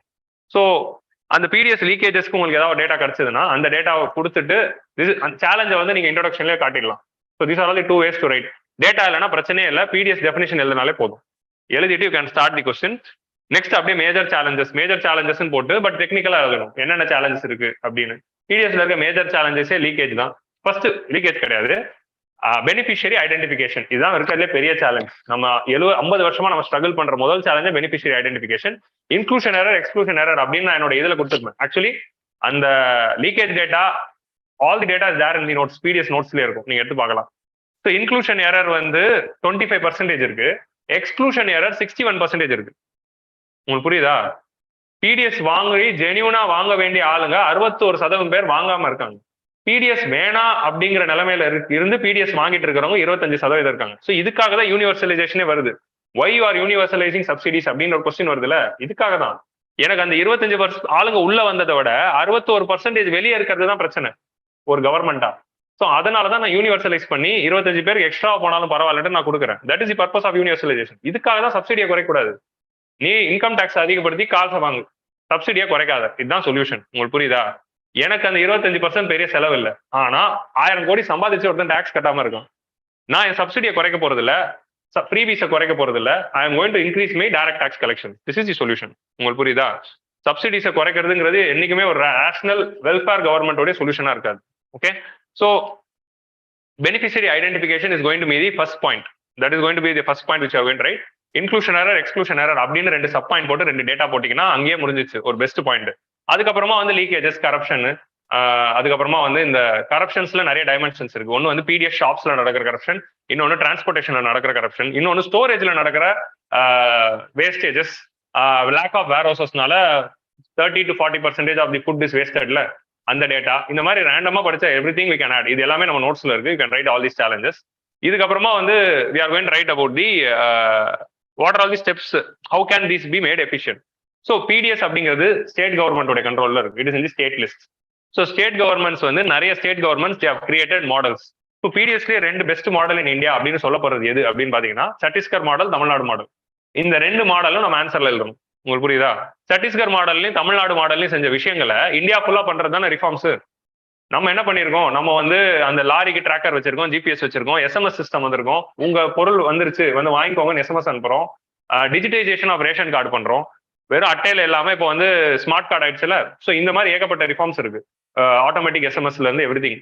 டைரக்ட் பெனிஃபிட் டிரான்ஸ்ஃபர், முன்னாடி வந்து டைரக்ட் பெனிஃபிட் ஆதார் ஆத்தன்டிகேஷன். இப்போ ரேஷன் கடையில 100 கிலோ வருதுன்னு வச்சுக்கோங்களேன், அவங்க வந்து 80 கிலோ மட்டும் மக்களுக்கு கொடுத்துட்டு 20 கிலோ நைஸா எடுத்துப்பானுங்க அந்த ரேஷன் போடுறவங்க. அந்த 20 கிலோ பிளாக்ல வித்துருவாங்க. ஸோ நீ கொடுக்குற 100 கிலோக்குமே ஒரு ஃபிங்கர் பிரிண்ட் கணக்கு வேணும். ஸோ பெனிஃபிஷியரி வந்து ஃபிங்கர் பிரிண்ட் கொடுத்தாதான் உங்களுக்கு ரேஷன் அப்படின்னா 100 கிலோவையும் ஏதாவது ஒரு பெனிஃபிஷியரிக்கு தான் கொடுத்தாகணும். ஸோ இதுதான் ஆதார் ஆத்தன்டிகேஷன் பண்ண இது. பட் அப்கோர்ஸ் டெக்னாலஜி நம்ம கவர்மெண்ட் வந்து இ கவர்னன்ஸ் இன்னைக்கு தான் காலையில் நடத்திட்டு இருந்தேன். இ கவர்னன்ஸ்க்கு நம்ம ஒரு எக்ஸாம்பிள் எழுதுனா அது கிரிட்டிசமா என்ன எழுதலாம், அந்த டெக்னாலஜி வேலை செய்யல ஒழுங்கா அப்படின்னு எழுதலாம். This is default point in any e governance question wherever you want. Of course ஆதார்லயே அந்த பிரச்சனை நடக்குது. How it can be made effective and transparent. அதுக்கு நான் வந்து 6 பாயிண்ட்ஸ் கொடுத்துருப்பேன், 6 ரிஃபார்ம்ஸ் சஜஸ்ட் பண்ணிருப்பேன். 6 ரிஃபார்மும் சஜஸ்ட் பண்ணிட்டு நோட்ஸ்ல எடுத்து பாருங்க. கடைசியா நான் என்ன சொல்லியிருப்போம்னா, வே ஃபார்வர்டுக்கு சாந்தகுமார் கமிட்டி. எப்பவுமே நம்ம கடைசியா வே ஃபார்வர்டு எழுதும்போது ஏதாவது கமிட்டி ரெக்கமெண்டேஷன். கவர்மெண்ட் வந்து பிடிஎஸ் ரிஃபார்ம்ஸ் பண்ணணும் as mention by the Shantakumar committee. All the reforms should be implemented in order to reduce the leakages and increase the welfare of the nation. அவ்வளவுதான், முடிஞ்சிச்சு. உங்களுக்கு புரியுதா? சாந்தகுமார் கமிட்டி ரெக்கமெண்டேஷன் நீங்க படிச்சீங்களா இல்லையா அதெல்லாம் தேவையே இல்லை. ஆனா எழுதிடுறீங்களா ஒரு பேரை, சாந்தகுமாருங்கிற பேர் போதும் நமக்கு. உங்களுக்கு புரியுதா? அப்கோர்ஸ் படிங்க, நோட்ஸ்ல இருக்கும், அது கண்டிப்பா படிக்கணும். பட் திஸ் இஸ் வே ஃபார்வர்ட்ல இந்த மாதிரி கமிட்டி நேம்ஸ் போட்டா it is going to be very efficient. So that is PDS. இப்போ நம்ம one nation one ration card அந்த விஷயத்தையும் எழுதலாம். அதுவும் வந்து we would have discussed. One nation one ration கார்டுங்கிறது 2019 எக்கனாமிக் சர்வேல ஐடியா. அது அடுத்த வருஷம் இம்ப்ளிமெண்ட் பண்றாங்க. ஸோ ஒரு வருஷம் ஐடியாங்கிறது வந்து எக்கனாமிக் சர்வேல ஐடியா வரும், அதுதான் அடுத்த வருஷம்ல இம்ப்ளிமெண்ட் பண்ணுவாங்க. ஸோ 2021 அதோட 1 இயர் இம்ப்ளிமெண்டேஷனும் நம்ம பார்த்தோம். One nation one ration card எப்படி வந்தது, எந்த ஸ்டேட் வந்துச்சு, எது வரல அப்படிங்கிற அந்த பார்ட் வந்து எக்கனாமிக் சர்வேல we have discussed. So economic சர்வேல நம்ம பிடிஎஸ் பத்தி பேசும்போது என்ன பேசணுங்கிறதையும் கொஞ்சம் ரீகால் பண்ணிக்கணும். Okay, elaborate the scope and significance of food processing industry in India. So again இது வந்து இதெல்லாம் ஒரு கொஸ்டினா அப்படிங்கிற மாதிரி ஒரு கொஸ்டின் தான். 6 minutes கொஸ்டின் தான் இதெல்லாம். ஓகே, ஸ்கோப் எலாபரேட் தான் கேட்டிருக்கான், அனலைஸ்லாம் இல்லை, வெறும் ஸ்கோப். இந்தியாவோட ஸ்கோப் என்ன? இந்தியாவில் வந்து டெமோகிராஃபிக் டிவிடெண்ட் எல்லாம் யூத்னா ப்ராசஸ் ஃபுட் தான் சாப்பிடுவாங்க. So demand is very high. So working age all both men and women are going to work. So அதனால வீட்டில் குக்கிங் பண்ண போகிறது குறைய போகுது. ஸோ processing food is going to rise. உங்களுக்கு புரியுதா? ப்ராசஸ் ஃபுட்டுக்கான நீட் ஏன் இருக்கு? Every one are going to work. So வீட்டில் உட்காந்து சமையலும் பண்ணிட்டு வேலைக்கெல்லாம் போயிட்டு வந்துட்டு இருக்க முடியாது. So process food is need. So that is the thing. So இந்த மாதிரி வந்து ஏகப்பட்ட பாயிண்ட்ஸ் இருக்கு. யூத் பாப்புலேஷன், ஒர்க்கிங் ஏஜ், அப்புறமா வந்து டிமாண்டு, அதுக்கப்புறமா India as an agricultural nation, நம்மளுடைய world's largest milk producer, second largest rice producer, second largest wheat producer, second largest horticulture, largest buffalo population, எரும மாடுகள். எனக்கு அந்த ஃபேக்ட் சொல்றது ரொம்ப பிடிக்கும். இந்தியாவில் நிறைய எரும மாடுங்க இருக்கு வேர்ல்டுலேயே. So that is one thing. இந்த மாதிரி எல்லாத்தையும் எழுதுனா ஸ்கோப்பு. சிக்னிஃபிகன்ஸ் என்ன, இதனால வரக்கூடிய பெனிஃபிட் என்ன, சினர்ஜி, அக்ரிகல்ச்சரும் வளரும், மேனுஃபேக்சரிங் வளரும், ஃபார்மர்ஸ்க்கு இன்கம் கிடைக்கும், மார்க்கெட் ஏபிஎம்சியை பைஃபர்கேட் பண்ணி கான்ட்ராக்ட் ஃபார்மிங் மூலமா டைரக்டா பெனிஃபிட் ஆகலாம், எம்ப்ளாய்மெண்ட் ஆப்பர்ச்சுனிட்டி உருவாக போகுது, ஃபுட் வேஸ்டேஜஸ் குறைய போகுது, நியூட்ரிஷீரியல்ஸ் வரதுனால நமக்கு நியூட்ரிஷன் கொடுக்கலாம். ராகி எல்லாம் வந்து வெறுமனே சுத்தா யாருமே சாப்பிட மாட்டாங்க, பிஸ்கெட்டா கொடுத்தா சாப்பிடுவாங்க. நியூட்ரிசீரியல்ஸ் அப்படிங்கிற அந்த கான்செப்ட் இந்த மாதிரி லைனா சொல்லிட்டே போகலாம். இதெல்லாம் ஒரு முக்க கொஸ்டின் 6 நிமிஷத்துல இப்படிதான் எழுதிட்டு வந்துகிட்டே இருக்கணும். ஓகே, இதுக்கு மேல ஒரு பர்சன் கூட டைம் வேஸ்ட் பண்ணக்கூடாது. நோட்ஸ்ல இருந்து அப்படியே காப்பி பேஸ்ட். நோட்ஸ்ல இருக்க டேட்டா ரொம்ப முக்கியம். எதுல லார்ஜஸ்ட் ஸ்கோப் எழுதும் போது டேட்டா ரொம்ப முக்கியம். Largest producer, second largest producer, அந்த விஷயங்கள் எல்லாமே we have to write. Clear? So much explanation இல்ல, தேவையில்லை. What are the main bottlenecks in the upstream and downstream process of marketing of agricultural products? So this question was expected because of the farm laws. Farm laws வந்து அப்பவே நம்ம expect பண்ணதுதான், but still இப்போ கேட்டிருக்காங்க. இந்தியாவுடைய agricultural மார்க்கெட்டிங்ல இருக்கிற upstream and downstream பாட்டில்நெக்ஸை solve பண்றதுக்காக தான் ஃபார்ம் லாஸே கொண்டு வந்தோம். உங்களுக்கு புரியுதா?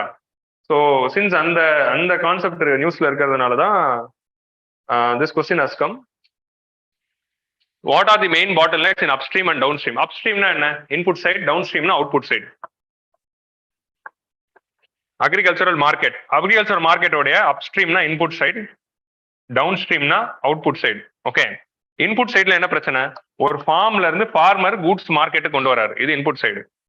ஃபார்ம் மார்க்கெட்ல இருந்து அந்த கூடு வந்து கன்சூமர்ஸ்க்கு போகுது, இது அவுட்புட் சைடு. இதுல இருக்கிற பிரச்சனைகள் என்ன, அதுதான் வந்து இந்த கொஸ்டின். புரிஞ்சுச்சா? What are the bottlenecks? பாட்டில்நெக்ஸ்னா problems in the upstream and downstream process of marketing of agricultural products in India. 15 mark. இது 15 மார்க் கேட்டிருக்காங்க அப்படின்னா நம்ம 3 பக்கத்துக்கு இழுக்கணும். ஸோ அப்படி இழுக்கணுங்கிற போது ஃபர்ஸ்ட் எடுத்த உடனே அக்ரிகல்ச்சரல் மார்க்கெட்டிங்னா என்ன, இந்தியாவோட ஏபிஎம்சி ஸ்ட்ரக்சர்னா என்ன அப்படின்னு தான் ஆரம்பிக்கணும். ஏன்னா இந்த பாட்டில் நெக்ஸ்ட் வச்சுக்கிட்டே 3 பக்கத்துக்கு எழுத முடியாது. ஸோ அப்படி இருக்கும்போது நம்ம ஃபர்ஸ்ட் ஏபிஎம்சினா என்ன, நம்மளுடைய மார்க்கெட்டிங்னா என்ன அப்படிங்கிறத எக்ஸ்பிளைன் பண்ணிடலாம். அதுக்கான டேட்டாவை போட்டுட்டு அப்புறமா தான் வந்து இந்த டயக்ராம் வரைஞ்சிடணும். அஃப்கோர்ஸ் டயக்ராம் வரைஞ்சிட்டு இதுக்கு இந்த diagram is very important. So upstream down stream போட்டுட்டு இங்க இருக்கிற transport problems, mandi charges, mandi problems, APMC problems, output சைட்ல இருக்கிற சப்ளை செயின் ப்ராப்ளம்ஸ், இதை வந்து டயக்ராமேட்டிக்கா காட்டிட்டு அப்புறம் தான் கொஸ்டின்கே வரும். ஃபர்ஸ்ட் பேஜ்ல வெறும் ஏபிஎம்சி மார்க்கெட்டிங் அண்ட் டயக்ராம் இருக்க போது, கீழே தான் கொஸ்டினே ஆரம்பிக்க போது. ரெஸ்ட் ஆஃப் தி 2 பேஜஸ்ல ஆன்சர் எழுதிடலாம். What are the main bottlenecks in the upstream and downstream? So அப்ஸ்ட்ரீம்ல என்ன பிரச்சனை? அவரோட கூட்ஸ் ரெடி பண்ணி மார்க்கெட் கொண்டு வரும்போது என்னென்ன பிரச்சனை இருக்கு? நம்பர் 1, அவருக்கு வந்து அதை ப்ராசஸ் பண்ணி பேக்கேஜிங் பண்ணும், அது ஒரு பிரச்சனை. Number 2, transportation cost. Small and marginal farmer தான் இந்தியாவில 80% மேல டிரான்ஸ்போர்ட்டேஷன் காஸ்ட் அஃபோர்ட் பண்ண முடியாது, ரோட்ஸ் சரியில்லை. ஸோ இந்த மாதிரியான அப்ஸ்ட்ரீம் ப்ராசஸ் எல்லாமே எழுதிடலாம். அப்புறமா மண்டிக்குள்ள வந்தா மண்டிக்குள்ள என்ட்ரி ஃபீஸ் இருக்கு, மண்டி சார்ஜஸ் இருக்கு, மண்டியில மோனோப்சோனி இருக்கு, மண்டியில இருக்கிற பாலிடிக்ஸ் இருக்கு, அரசியல்வாதிகள் வந்து சேர ப்ராப்ளம்ஸ் இருக்கு. இந்த மாதிரி விஷயங்கள் ஏகப்பட்ட பாலிடிக்ஸ் இருக்கு. இதுக்கப்புறம் கிரேடிங் இன்ஃப்ராஸ்ட்ரக்சர், ஸ்டோரேஜ் இன்ஃப்ராஸ்ட்ரக்சர் மண்டியில இல்ல. இது எல்லாமே அப்ஸ்ட்ரீம் ப்ராசஸ். உங்களுக்கு புரியுதா? நோட்ஸ்ல இருக்கிற டைரக்டான கொஸ்டின், நத்திங் அனாலிட்டிக்கல் ஹியர். டவுன் ஸ்ட்ரீம்ல என்னென்ன பிரச்சனைகள் இருக்கு? இப்போ மண்டியில வாங்கி அது இல்ல, இன்னொன்னு எழுதலாம். கான்ட்ராக்ட் ஃபார்மிங் இருக்கு. கான்ட்ராக்ட் ஃபார்மிங் அப்படிங்கிறது எஸ்டாப்ளிஷ் ஆகாததும் அப்ஸ்ட்ரீம் ப்ராப்ளம் தான். இப்போ டவுன் ஸ்ட்ரீம்ல என்ன பிரச்சனை இருக்கு? மார்க்கெட்டுக்கு கூடு வந்துருச்சு, இந்த கூடு மக்கள் கிட்ட வந்து சேரும்போது என்ன பிரச்சனை? அகைன் மேபி ஸ்டோர் ஹவுஸ் வந்து நம்ம டவுன் ஸ்ட்ரீம்ல எழுதிக்கலாம். அப்புறமா இங்க இருக்கிற லாஜிஸ்டிக் இஷ்யூஸ் எழுதிக்கலாம். நம்மளோட லாஜிஸ்டிக்ஸ் ரொம்ப ஸ்லோவா இருக்கு. நம்மளுடைய டிரான்ஸ்போர்ட்டேஷன் செக்டர்ல like railways is congested. So அதனால ரோட் டிபெண்டா இருக்கு. ரோட் இஸ் கெட்டிங் ரோட் மேல இருக்கிற உள்ள since our railway is very slow, நம்ம road is getting congested. So அந்த லாஜிஸ்டிக்கல் இஷ்யூஸ் எழுதலாம். சப்ளை செயின்ல இருக்க இஷ்யூ எழுதலாம். Again you can write about the e-commerce and emerging இந்த ஸ்விக்கி மாதிரியான விஷயங்கள் பத்தி இங்க டச் பண்ணலாம். ஏன்னா அதுவும் வந்து டவுன் ஸ்ட்ரீம்ல தானே வருது. மார்க்கெட்ல இருக்க கூட்ஸை கன்சூமர் கிட்ட வந்து சேர்க்கறது தான் downstream problems. So don't think only தியரிட்டிக்கலா நம்ம வந்து அந்த டிரான்ஸ்போர்ட்டேஷன் அதே மாதிரி வந்து கம்யூனிகேஷனோட நிறுத்திடக்கூடாது. We have to come to the Swiggy and all these things. இந்த ஃபெலோஸ்னால வர பிரச்சனைகளை எழுதணும். So how this modern day marketing through Swiggy Zomato is also downstream problem in agricultural marketing. உங்களுக்கு புரியுதா? அந்த ஆஸ்பெக்ட் இங்க கொண்டு வரணும். ஏன்னா கன்சூமர் கிட்ட வந்து சேர்க்கறாங்க. இதை தாண்டி இதுல என்ன பிரச்சனை இருக்குன்னா labelling cost, labelling regulations, FSSAI regulations, இதெல்லாம் உங்களுக்கு தோணணும். உங்களுக்கு புரியுதா? ஏன்னா மார்க்கெட்ல இருந்து மக்களுக்குள்ளதான எஃப்எஸ்எஸ்ஐ வருது, லேபிளிங் வருது. So all these issues actually agricultural மார்க்கெட்டிங்ல இருக்க நோட்ஸை விட ஃபுட் ப்ராசஸிங்ல இதை இன்னும் பெட்டரா எக்ஸ்பிளைன் பண்ணிருப்போம். ஃபுட் ப்ராசஸிங் நோட்ஸ்ல தான் டவுன் ஸ்ட்ரீம் இஷ்யூஸ் இன்னும் நல்லா பேசியிருப்போம். அக்ரிகல்ச்சரல் மார்க்கெட்டிங் நோட்ஸ்ல அப்ஸ்ட்ரீம் இஷ்யூஸ் கரெக்டா இருக்கும். ஆனா ஃபுட் ப்ராசஸிங் நோட்ஸ்ல தான் டவுன் ஸ்ட்ரீம் இஷ்யூஸ் இன்னும் கரெக்டா இருக்கும். From there you can take the down stream issues, how the gap is existing between the agricultural market and the consumer. So அதுல உங்களோட innovation நீங்க ஸ்விக்கி பத்தி எழுதும் போது தான் காட்டணும். உங்களுக்கு புரியுதா? So that is the problems in this question. And last question for the day, நமக்கு லாஸ்ட் கொஸ்டின் என்ன அப்படின்னு பார்த்தோம்னா, what is integrated farming system, how it is helpful to small and marginal farmers in India. Okay, so what is integrated farming system? What is integrated farming system? Okay, வெறும் வந்து ஃபார்மை மட்டும் நம்பி இருக்காம all the allied செக்டர்ஸும் at simultaneous. So integrated farming is integrating of all the farming practices like poultry, dairying, fishing, அப்புறமா வந்து அபிகல்ச்சர், sericulture, இது எல்லாமே சேர்த்து பண்றது தான் இன்டகிரேட்டட் ஃபார்மிங். வெறும்னே வந்து ஒரு நிலத்துல பயிர் போட்டு ரைஸோ வீட்டோ மட்டும் கல்டிவேட் பண்றது இல்லை. அது கூட அபிகல்ச்சர் வச்சா ஹனிபி மூலமா உங்களுக்கு பாலினேஷன் அதிகமாகும், பிளஸ் ஹனிக்கான காசும் வரும். ஸோ அதே மாதிரி நீங்க செரிகல்ச்சர் வச்சு நீங்க சில்க் ப்ரொடியூஸ் பண்ணலாம். இல்ல ஒரு 2 மாடு வச்சிருந்தீங்கன்னா மில்க் ப்ரொடியூஸ் பண்ணலாம். அந்த மில்கோடைய மாடோடைய வேஸ்ட் எல்லாமே உங்களுக்கு மேன்யூரா இருக்க போகுது. யூரின் அண்ட் கவுடங் உங்களோட ஃபார்முக்கே மேன்யூரா யூஸ் ஆகும். ஸோ இந்த மாதிரி அதே நீங்க 2 ஹென் வச்சிருந்தீங்கன்னா you can make it poultry. So இந்த மாதிரி தான் வந்து integrated farming, rather than depending on only one form of farming, integrating all the farm. So இதுக்குள்ள உங்களுக்கு இது வருது, agro forestry and farm forestry வருது. உங்களுக்கு புரியுதா? சில்விகல்ச்சர் அதுவும் வருது. So agro forestry, farm forestry உள்ள கொண்டு வரணும். வெறும்னே வந்து நெல்லுனா நெல் மட்டும் இல்லை, நடுவில் 2 ஷெல்டர் பெல்ட் மாதிரி 4 மரங்கள் போட்டு 2 அந்த மாதிரி வந்து யூ கேன் ஆல்சோ கோகனட் ட்ரீஸும் போட்டுருந்தீங்கன்னா அதுல இருந்து உங்களுக்கு கோகனட்டும் வருதுல்ல, that is also integrated farming. So அந்த மாதிரி இன்டகிரேட்டட் ஃபார்மிங் என்ன, வாட் இஸ் இன்டகிரேட்டட் ஃபார்மிங், இந்த வாட் இஸ் எக்ஸ்பிளைன் பண்றதுக்கே ஒரு பக்கம் எழுதிடலாம். வாட் இஸ் இன்டகிரேட்டட் ஃபார்மிங் இது எழுதும் போது அதோட டைமென்ஷன்ஸை இந்த மாதிரி ஃப்ளோ சார்ட்டா போட்டுடலாம். புரியுதா? ஸோ அதோட எல்லா டைமென்ஷன்ஸும் எழுதி ஃப்ளோ சார்ட்டா போட்டு இன்டகிரேட்டட் ஃபார்மிங்னா என்ன அப்படின்னு போட்டு அதோடைய ஸ்கோப் என்னென்ன அப்படிங்கிறது போடலாம். எப்படி வந்து டைரிங்ல இருந்து உங்களுக்கு மேன்யூர் வரப்போகுது அந்த மாதிரி விஷயங்கள் எல்லாத்தையும் போட்டுடலாம். Next, how it is helpful to small and marginal farmers in India.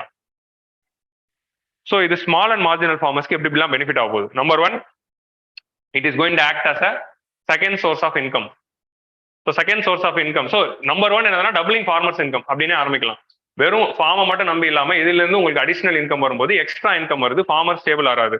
Second aspect தான் வந்து உங்களுக்கு வந்து it is acting as an insurance. உங்களுக்கு புரியுதா? It is acting as an insurance. So when agriculture fails, this is going to save you. 2 மாடுல இருந்து வர milk is going to save you. So insurance aspect. So இதை தாண்டி வந்து it is providing input to the farms and all those things. அந்த விஷயங்கள் எல்லாமே எழுதிடலாம். So small and marginal point, farmer point of வியூல எழுதும் போது இங்க வந்து we can, since 15 மார்க்கா இருக்கிறதுனால பெனிஃபிட்ஸ் மட்டும் எழுதிட்டு விடாம வே ஃபார்வர்டிங் கொண்டு வந்துடலாம். உங்களுக்கு புரியுதா? ஆன்சர் ரைட்டிங்ல நம்மளால அந்த 2 பேஜஸ்க்கு எக்ஸ்டெண்ட் பண்ண முடியலன்னா we can add the way forward part and we can write how government can enhance it. அந்த aspect we can touch and we can finish it. So that is the agricultural question for the day. Clear-ஆ? So actually இது எல்லாமே வந்து directly நம்ம static ஏரியால படிக்கிற விஷயங்கள் தான், எதுவுமே வந்து புதுசா இல்லை. எவ்ரிதிங் இஸ் நார்மலா கன்வென்ஷனலா நம்ம எக்ஸ்பெக்ட் பண்ற அந்த ஏரியாஸ்ல தான் வருது. ஸோ லாஸ்ட் இயர் கொஸ்டின் பேப்பரை நான் பிரீஃபா டச் பண்றேன். I'm not going to explain. என்னென்ன கேட்டிருக்காங்க அப்படின்னு பாக்குறப்போ you will get the continuum. வெறும் இந்த வருஷத்து மட்டும் பார்க்காம லாஸ்ட் இயர் பாக்குறப்போ தான் கண்டினியூம் கிடைக்கும். இப்போ பிடிஎஸ்னா பிடிஎஸ்னே ஒரு டாபிக் இருக்கு, ஃபுட் ப்ராசஸிங் இண்டஸ்ட்ரினா ஃபுட் ப்ராசஸிங் இண்டஸ்ட்ரி டாபிக் இருக்கு, ஃபார்மிங் அப்படி கிராப்பிங் பேட்டர்ன் அண்ட் ஃபார்மிங் அப்படிங்கிற டாபிக்ல இருந்து இன்டகிரேட்டட் ஃபார்மிங் வந்திருக்கு. ஸோ இந்த மாதிரி டைரக்ட்லி அக்ரிகல்ச்சரல் மார்க்கெட்டிங்னே ஒரு டாபிக் இருக்கு. So directly from syllabus they have asked the 4 questions. So last year வந்து ஃபர்ஸ்ட் 10 மார்க் என்னதுன்னா, explain the difference between the computing methodologies of India's GDP before 2015 and after 2015. 2015ல வந்து GDP calculationல பண்ண reforms directly from the static, very easy question. Distinguish between capital budget and revenue budget, explain the components of these budgets. So இதெல்லாம் பார்த்துட்டு அப்படியே சந்தோஷமா இருப்பாங்க exam ஹால்ல. ஆஹா, இதெல்லாம் 6 நிமிஷம், only 6 minutes you have to write. Within 6 minutes you have to complete it. So land reforms அப்படிங்கிற ஒரு டாபிக் இருக்கு. land reforms வந்து இந்த வருஷம் வரல, but last year we had a question, and land reforms is a very important area. Every now and then we'll have a question. How did land reforms in some part of the country help to improve the socio-economic conditions of small and marginal farmers? இப்போ உங்களுக்கு pattern புரியுதா? Small and ஏன் இந்த வருஷம் small and marginal farmers பின்னாடி சுத்துறாங்க சொல்லுங்க. ஏன்னா இந்த வருஷம் வந்து ஃபார்மர்ஸோட இன்கம் டபுள் பண்றோம் அப்படின்ட்டு 2017 நம்ம சத்தியம் எடுத்தோம். உங்களுக்கு புரியுதா? 2017 அகலா 5 साल में सब किसानों का அடுத்த 5 வருஷத்துல எல்லா ஃபார்மர்ஸோட இன்கமும் டபுள் ஆக போகுது அப்படிங்கிற ப்ராமிஸ் நம்ம 5 வருஷம் முன்னாடி எடுத்ததுனால 2022 ஃபார்மர்ஸ் இன்கம் டபுள் ஆயிருக்கு. ஸோ அது எவ்வளவு டபுள் ஆயிருக்கு அப்படிங்கறத வந்து தெரிஞ்சுக்கணும்னா வி நீட் தி அது ரிலேட்டடா அந்த மாதிரி கொஸ்டின்ஸ் போயிருக்கு. How did the land reforms in some part of the country help in improving the socio-economic condition? How and to what extent could micro irrigation help in the solving the India's water crisis? So இதுக்கு meaning என்ன? So irrigation அப்படிங்கிற topic இருக்கு. Irrigation and irrigation system is direct topic in syllabus. So அதுக்கு கீழே நம்ம what is irrigation, types of irrigation அது எல்லாமே படிக்கணும். அதில் of course micro irrigation you are going to study directly from static தான், nothing analytical here. How and what extent micro irrigation is going to help solve India's water crisis? So very important question. But இதுல நீங்க என்ன catch அப்படின்னா general advantages of micro irrigation எடுத்தோன்னு எழுதக்கூடாது. அது எப்படி வாட்டரை சேவ் பண்ணுது அப்படிங்கிற அட்வான்டேஜ் தான் ஃபர்ஸ்ட் எழுதணும். அப்புறமா முதல் ஒரு 4 பாயிண்ட் வாட்டரா எழுதிட்டு அப்புறமா தான் ஃபார்ம் ஓரியன்டா எழுதணும். உங்களுக்கு புரியுதா? எடுத்தோடனே ஃபார்ம் ஓரியன்டா எழுதிடக்கூடாது. ஸோ கொஸ்டினுக்கு ஏற்ற மாதிரி நம்ம ரீஆர்டர் பண்ணணும் point. So these are all the 4 10 mark question of last year. S400 வந்து நமக்கு வெய்வர் வந்தது. S400 நம்ம வாங்கணும் அந்த வருஷமே. S400 COP 26 நடக்குது. COP 26 ஸோ அப்படியே கரண்ட் அஃபேர்ஸ்ல இருந்து கொஸ்டின்ஸ் வந்துட்டு இருந்தது. WHO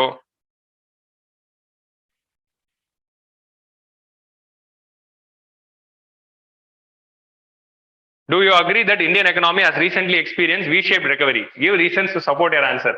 First chapter of economic survey 2020 economic சாப்டரோட முதல் சாப்டரோட கண்டென்ட் தான் இதுக்கான ஆன்சர். ஆமா, வி ஷேப் ரெக்கவரி அப்படின்னு நம்ம ஆரம்பிச்சு, ஆனா ஓவராலா பாக்குறப்ப வி ஷேப்பா இருந்தாலும் பட் இன் நிறைய ஏரியால அது கே ஷேப்டா தான் இருக்கு அப்படிங்கிற மாதிரி நம்ம எழுதுவோம்.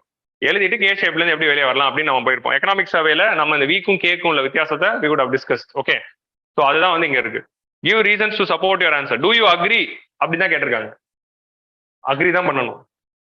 எக்கனாமிக் சர்வேல வி ஷேப் ரெக்கவரி ஆகி இருக்கு அப்படின்னு கவர்மெண்ட் சொல்லுச்சுன்னா நம்ம கவுண்டர் பாயிண்ட் எழுதக்கூடாது. ஆமா வி ஷேப்டு தான், அதான் எழுத போறோம். அதுக்கான பாயிண்ட் தான் எக்கனாமிக் சர்வேல இருக்கு, அதை தான் டிஸ்கஸ் பண்றோம். ஆனா கடைசியில நம்ம அப்படியே முடிக்கக்கூடாது. இல்லப்பா ஆனா ஒரு சில ஏரியால கே ஷேப்டா தான் இருக்கு, நிறைய பேர் இன்னும் வந்து பெனிஃபிட் அடையல, எல்லாருக்கும் பெனிஃபிட் போய் சேர்ந்தாதான் அது டோட்டல் வி ஷேப்டா இருக்கும் அப்படின்னு பாசிட்டிவா முடிக்கணும். உங்களுக்கு புரியுதா? This is so you have to write your points. Investment in infrastructure is essential for more rapid inclusive economic growth. So இன்ஃப்ராஸ்ட்ரக்சரையும் இன்க்ளூசிவ் க்ரோத்தையும் சேர்த்து ஒரு கொஸ்டின். இந்த மாதிரி இன்டகிரேட்டட் கொஸ்டின்ஸ் யூபிஎஸ்சி நிறைய கேட்பாங்க. 2 டாபிக்கை ஒன்று சேர்த்து ஒரு கொஸ்டினா கேட்பாங்க. இங்க இம்பார்ட்டன்ஸ் ஆஃப் இன்ஃப்ராஸ்ட்ரக்சர் ஒரு பாயிண்ட்னா how it is providing inclusive growth அது வந்து ஒரு டைமென்ஷன். 2 டைமென்ஷன் இருக்கு இந்த கொஸ்டின்ல. ஸோ அனாலிட்டிக்கல் கொஸ்டின் இது. இந்த மாதிரி கொஸ்டின் இந்த வருஷம் எது வரல. That is the only advantage of this year. இந்த மாதிரி அனாலிட்டிக்கலா யோசிச்சு எழுதுறதுக்கு எதுவும் இல்லை இந்த வருஷம். எக்கனாமில எவ்வளவு நேரம் பார்த்தா தான் இருந்ததா. ஸோ இந்த மாதிரி கொஸ்டின் இல்லாததுனால தான் இந்த வருஷம் நான் ஈஸின்னு சொல்றேன். இப்போ இந்த கொஸ்டினுக்கு வந்து நீங்க ஆன் தி ஸ்பாட் எக்ஸாமினேஷன் ஹாலில் தான் யோசிக்கணும். உங்களுக்கு புரியுதா? So that's why this year was considered to be easy. Investment in infrastructure is essential for more rapid and inclusive economic growth. So investment in infrastructure for rapid economic growth, investment in infrastructure for inclusive growth and problems with respect to that. So 15 marks எழுதிடலாம். இல்லைன்னா வே forward 15 marks வந்துடும். உங்களுக்கு புரியுதா? So இந்த டைமென்ஷன்ல நம்ம 15 mark extend பண்ணலாம். So what are the salient features of the National Food Security Act 2013? Very direct. இதை விட டைரக்டா கேட்க முடியாது. How has Food Security Bill helped in eliminating hunger and malnutrition in India? So அவ்வளோதான். National family health survey 5 release ஆச்சு. அதில் தான் வந்து ஸ்டண்டிங் எவ்வளோ, வேஸ்டிங் எவ்வளோ, ஐஎம்ஆர் எவ்வளோ, எம்எம்ஆர் எவ்வளோ, மால் நியூட்ரிஷன் லெவல்ஸ் என்னென்ன, அனிமியா என்ன எல்லாமே சொல்லியிருப்பாங்க. ஸோ அந்த ஆஸ்பெக்ட் வந்து வச்சு நம்ம செகண்ட் பார்ட் எழுத போகிறோம். First part is very direct. National food security act அப்படியே டைரக்டா வந்து கேட்டிருக்காங்க. What are the present challenges before crop diversification? How do emerging technologies provide an opportunity for crop diversification? So crop diversification is a long suggested reforms with respect to agriculture. நம்ம அக்ரிகல்ச்சர்ல இருக்க பிரச்சனையே monoculture தான். Rice வீட் பின்னாடியே வந்து we are spending all the money because of the MSP given to the rice. அதனாலேயே வந்து government policy is tweaking the cropping pattern of the country. So crop diversification இருக்கிறது தான் தேவை. அது கிராப் டைவர்சிபிகேஷன் நோக்கி கொண்டு போகணும் அப்படிங்கிறது தான் கவர்மெண்டோடைய ரிஃபார்ம்ஸ்ல ரொம்ப நாளா சொல்லிட்டு இருக்காங்க. ஸோ அதனால this is a very important area. What are the present challenges before crop diversification? So why this rice wheat mentality இருக்கு அப்படிங்கிறது எழுதிடலாம். What is stopping them from going to other crops அந்த ஆஸ்பெக்ட் எழுதிடலாம். இந்த ரெண்டு டைமென்ஷனை touch பண்ணாலே நமக்கு first இதுக்கு பாயிண்ட் தெரிஞ்சிடும். How do emerging technologies provide an opportunity to crop diversification? So what are all the new agricultural and the e-technology in aid of farmers or technological missions in agriculture அப்படின்னு ரெண்டு topic இருக்குல்ல, அதை integrate பண்ணியிருக்காங்க. So how technology is helping, that aspect you have to write. Clear? So with this we have come to the end of the economy and agriculture discussion. ஒரு overview உங்களுக்கு கிடைச்சிருக்கும்னு நினைக்கிறேன். இல்ல ஏதாவது டவுட்ஸ் இருக்கா? கிளியரா? முடிஞ்சிச்சா? ஓகேவா? கிளியரா எல்லாருக்கும்? ஸோ இப்போ வந்து will take 2 minutes break till Balu Mahendra sir joins the session. So 2 minutes break கழிச்சு we will have the rest of the session where we'll be discussing science and technology, environment and security. Okay. So shall we start? So like question paper பாத்தீங்களா? Already நிறைய பேர் எழுதிருக்கீங்க and all right. So new students கொஞ்சம் வந்திருக்கீங்க. So யாரும் பாத்தீங்களா question paper? Anyone saw? So how was the paper?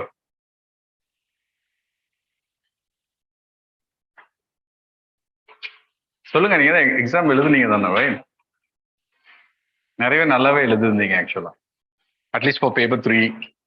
So compared to like paper 1 and like paper like 4 like relatively easy தானே, right? More straightforward questions தான். Like எக்கனாமிக்ஸ்ல I think like 1 question or 2 questions தான் கொஞ்சம் like யோசிச்சு எழுதுற மாதிரி இருந்துச்சு. Apart from that everything was directly from the syllabus. So environment questions like science and tech கொஸ்டின்ஸும் லைக் வந்து so science and tech question மட்டும் ஒரு 2-3 question weird இருக்கும், right?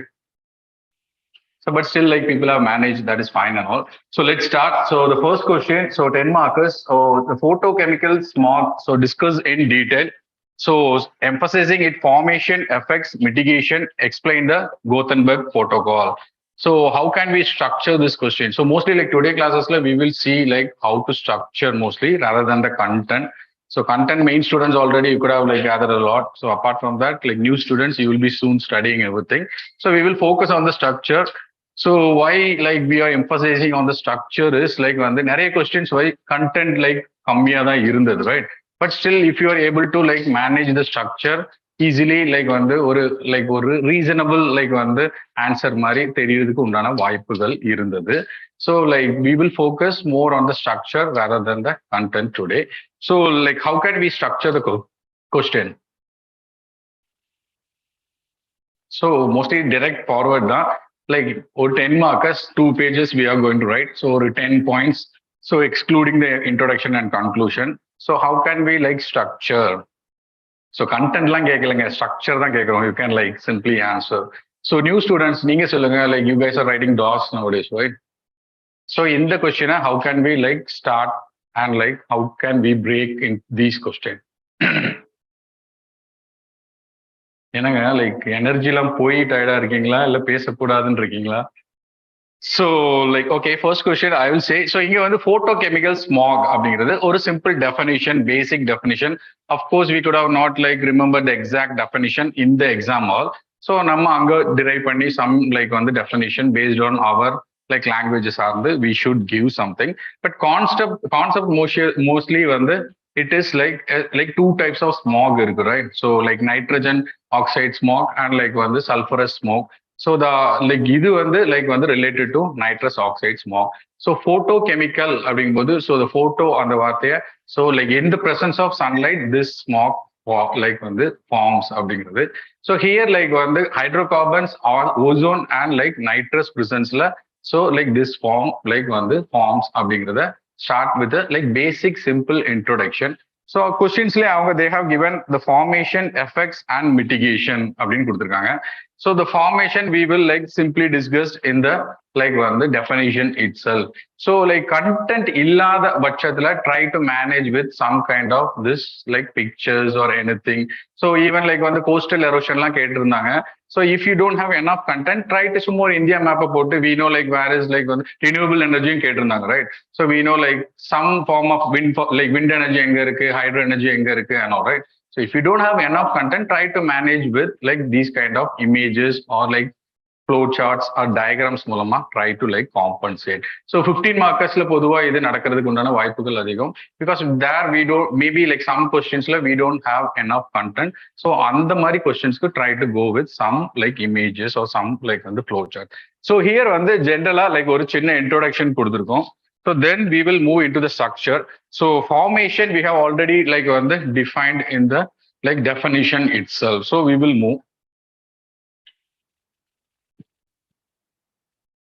So like the effects. So effects வந்து like சிம்பிளா like we can write like ஒரு like 5 points எழுதலாம். So because it is a 10 markers தான்.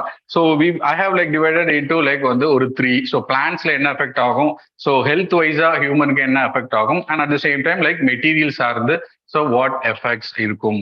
So this is kind of like பொறுமையா உட்கார்ந்து ஆன்சர் ரெடி பண்ணதுனால we have included a lot of points, but that is not like it is possible in the exam hall itself, right? So normally என்ன மாதிரி points நம்ம like include பண்ணலாம் smog ஓட effect. So mostly like you can give some recent examples of smog. So definition கீழே like so mostly major cities in India like it is occurring nowadays. Even in Chennai last year winterல it was happening, right? அப்படிதானே இல்லையா? So டெல்லியில இதை நம்ம அடிக்கடி நியூஸ்ல பார்த்துருப்போம், all right? So like give some like examples also. So paper 3 பொறுத்தவரைக்கு so like examples and like initiatives of government schemes become important. So though they may have not asked, still you have to write at the, so எதுக்கு அப்படின்னா like content fill பண்றதுக்கு, at the same time paper 3 ஓட nature and approach schemes சார்ந்து measures சார்ந்து like we should like write it down. So questionsல most questionல they will ask directly what are the like challenges and the measures taken. So if not அப்படினாலும் try to like at least conclusion try to include what are the like government initiatives and schemes related to the issue asked. Okay, so let's go. So இங்க like chemicals like plant photosynthesis affect பண்றதுக்கு வாய்ப்புகள் உண்டு அப்படிங்கறத சொல்லிருக்கோம். So mostly these oxides or like these chemical pollutants so like will deposit on the plant, so it may affect like their absorbing capacity of sunlight reduce பண்றதுக்கு வாய்ப்புகள் உண்டு. So like it will affect in like reduced photosynthesis அப்படிங்கிறது. So like on health issues you can like simply write like asthma எழுதலாம் and like lung disease and everything you can include. So we have given like so components are like different like diseases or like health issues we have included. So the third one, so materials are that means like what kind of effect it can have on like some materials. So like textiles enna like mari effect irukum, so rubber la enna mari effect it will have. So artworks and museum or cultural important products enna mari effect it will include. So the point is like try to like health effects அப்படினா நம்ம நேச்சுரலா health மட்டும் தான் like it will come to our mind, right? But try to like include more points. So ரொம்ப like exact நம்ம இருக்கணும் அப்படிங்கிறது it is highly impossible. So give some like common sense based like diversified answers. So examples more இருந்துச்சுன்னா it will be even like more authentic. Okay, so like Gothenburg protocol, so அது கடைசியா சின்னதா தான் கேட்டிருக்காங்க. So since it is not a 15 markers, we don't need to explain much. So already like the அதுக்கு முன்னாடி உள்ள content it will fill 1.5 pages. So at the end like Gothenburg protocol என்ன அப்படிங்கறத try to like write it in 2-3 lines and conclude the questions. Okay, so இங்க நம்ம பெருசா conclude பண்ண முடியாது. So still if you have like some content or space to conclude, so like எப்படி குறைக்கலாம் அந்த மாதிரி, so government what it is doing to avoid photochemicals smog அப்படிங்கறத சார்ந்து you can give some like conclusions. Okay, so Gothenburg protocol if you could have like prelims படிக்கும்போது like எங்கயாவது கேட்டிருப்பீங்க, right? இல்லையா? No, definitely, right? Vision question எல்லாம் solve பண்ணிருப்பீங்கன்னு நினைக்கிறேன், right? So they have covered this like many a times. So அதனால like bookல இல்லாட்டியும் mostly everyone follows Shankar environment, I guess, right? அப்படிதானே? நோவா கிளாஸ் நோட்ஸா? So whatever it is like Gothenburg protocol like ஏதாவது ஒரு all India test சீரீஸ்ல they have covered.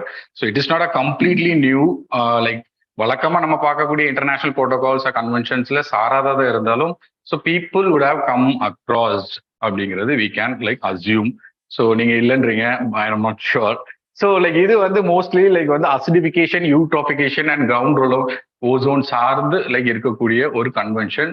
So what is what அப்படிங்கறத explain பண்ணிட்டு like you can conclude this like.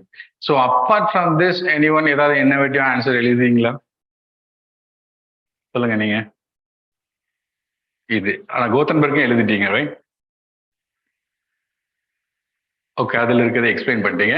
So mostly like smog ரிலேட்டடானால you can like easily link also here. So ground level ஓசான்ஸை like வந்து so like ground level ஓசான்ஸை like வந்து நம்ம கட்டுப்படுத்தினாலும் like smog can be like வந்து eliminated அப்படிங்கிறதையும் we can conclude with some conclusion. Okay, so like that, shall we move to the next question? So it is like directly straightforward question.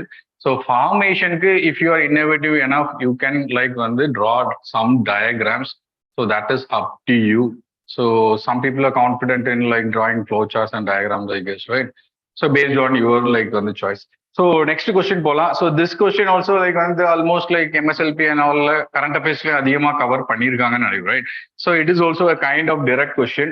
So mechanism and occurrence of cloudburst in the context of Indian subcontinent. So give 2 examples. So in given everywhere like answer writing they have included like pictures also. That was good. So here like just like வந்து ஒரு official definition of cloud burst is necessary. So சிம்பிளா நம்ம cloud பர்ஸ்ட்னா என்ன அப்படின்ட்டு so நம்மளோட ஐடியாவில் explain பண்ணாம what IMD are like some international institution have called what is cloud burst அப்படிங்கிறது. So many people have written so 100 like millimeter of rain in 1 hour or 10 centimeter of rain within like 1 hour across like on the 20 to 30 kilometers of geographical region spread la if it is raining. So torrential rainpour like வந்து within a short period of time அப்படிங்கிறது like you should like mention. So if you don't remember the exact data at least you should mention the concept. So then we will, so what happened formation பத்தின so mechanism அப்படின்னு கேட்டிருக்காங்க. So like வந்து we should explain a little bit about. So you can explain through like வந்து diagrams or like வந்து simply like words. So இதுக்கு like பெருசா ஒன்றும் diagram கிடைக்கல. So but still so cloud burst happens like வந்து when the like வந்து so the cloud formation வந்து ஒரு கட்டத்துக்கு மேல it won't be able to like வந்து லைக் கண்டென்ஸ் ஆகி லைக் ரெயின் வர்றதுக்கு லைக் தடுக்கிறதுக்கு காரணம் அப்ஸ்ட்ரீம் வார்ம் ஏர் வந்து புஷ் பண்ணி it will like grow into big cumulonimbus க்ரௌடா மாறும். So over a point of time so like வந்து ஹோல்ட் பண்ண முடியாத மாஸ் இருக்கும்போது இட் வில் போ. So large cloud formation form ஆகுறதுனால so it results in torrential like rainfall. So based on this is the mechanism behind like cloud burst. So other ஒரு 3-4 lines like if you would have explained, then go to like incidents. So like cloud burst is happening like all over India frequently, right? Chennai நடந்துச்சு, right? So 2015 நடந்துச்சு, கேரளால போன வருஷம் நடந்துச்சு. So mostly hilly regions and coastal regions it is happening like throughout like வந்து every year like continuously and frequently it is happening. So like இங்க ஒரு 5 examples கொடுக்குறோம், but they have asked only 2 examples. So like இந்த like இங்க வந்து like we have like limited content na இங்க நீங்க டயகிராமோ flow சார்ட்டோ போட்டா it will be like more useful.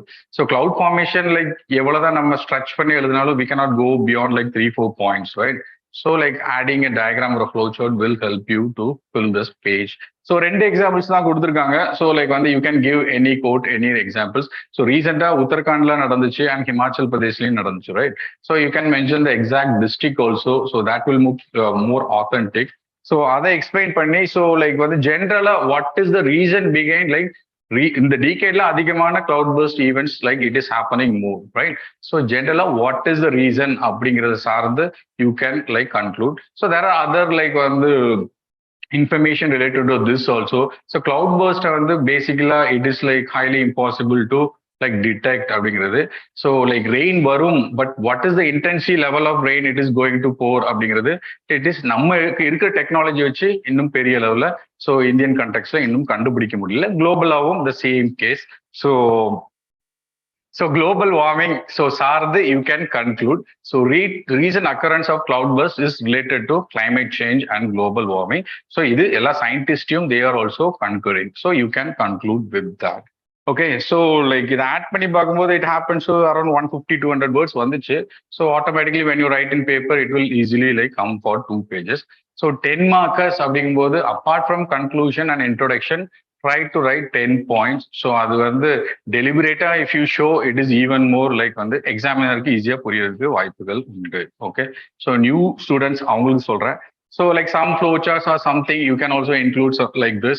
So space like இருந்தா and like வந்து content கம்மியா இருந்தா so அதுக்காக 10 markers. So weightages ஆர்தும் you should write like stick to the words அப்படிங்கிறது. Okay, so then we will go to the next question.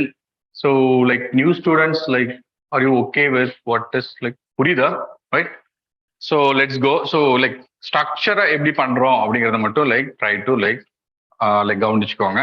So like next question 15 markers again like environment சார்ந்து. So do you think India will meet 50% of its energy needs from renewable energy by 2030? Justify your answer. How will the shift of subsidies from fossil fuels to renewables help achieve the above objective? So 50 markers they have already included 2 questions. So in the like lengthy questions or something na, it becomes easy for us to break. So 15 markers அப்படி போது 3 pages கொடுத்திருப்பாங்க. So try to write like வந்து 15 points இருக்கிற மாதிரி you should manage your answer. So இங்க like வந்து ஒரு opinion based question. So they have asked, do you think India will achieve the like 50% of energy needs like 2030 ல? So எங்க இந்த டார்கெட்டை நம்ம like சொல்லியிருக்கோம்? And like so Panchamatra Adilim Solirko, so Paris climate change Arno, like we have given some like targets. So like already we have achieved 40%, right? So Adi mentioned Panni, like where like the 50% target irukku abingi mentioned Panni, you can start with the introduction. So next like justify your answer. So first one opinion kudukano. So of course like positive தான் கொடுப்போம், right? So like we cannot be critical. So இங்க yes அப்படின்னு கொடுத்து so how we are going to achieve அப்படிங்கறத like சொல்லணும். So achieve பண்றதுக்கு சில challenges இருக்கும் and all, right? So definitely we are going to achieve, but there are like some challenges on the way. So அது என்ன அப்படிங்கறத address பண்ணுங்க. So you can like be more specific with like answers. So இதை நாங்க இப்படி achieve பண்ணுவோம் like apart from this like one liner you can include more points also. So like achieve பண்ணதுக்கு என்ன மாதிரி challengesலாம் இருக்கு? Let's go. எங்க நானே பேசிட்டு இருக்க முடியாதுங்க, டயர்ட் ஆகுது already.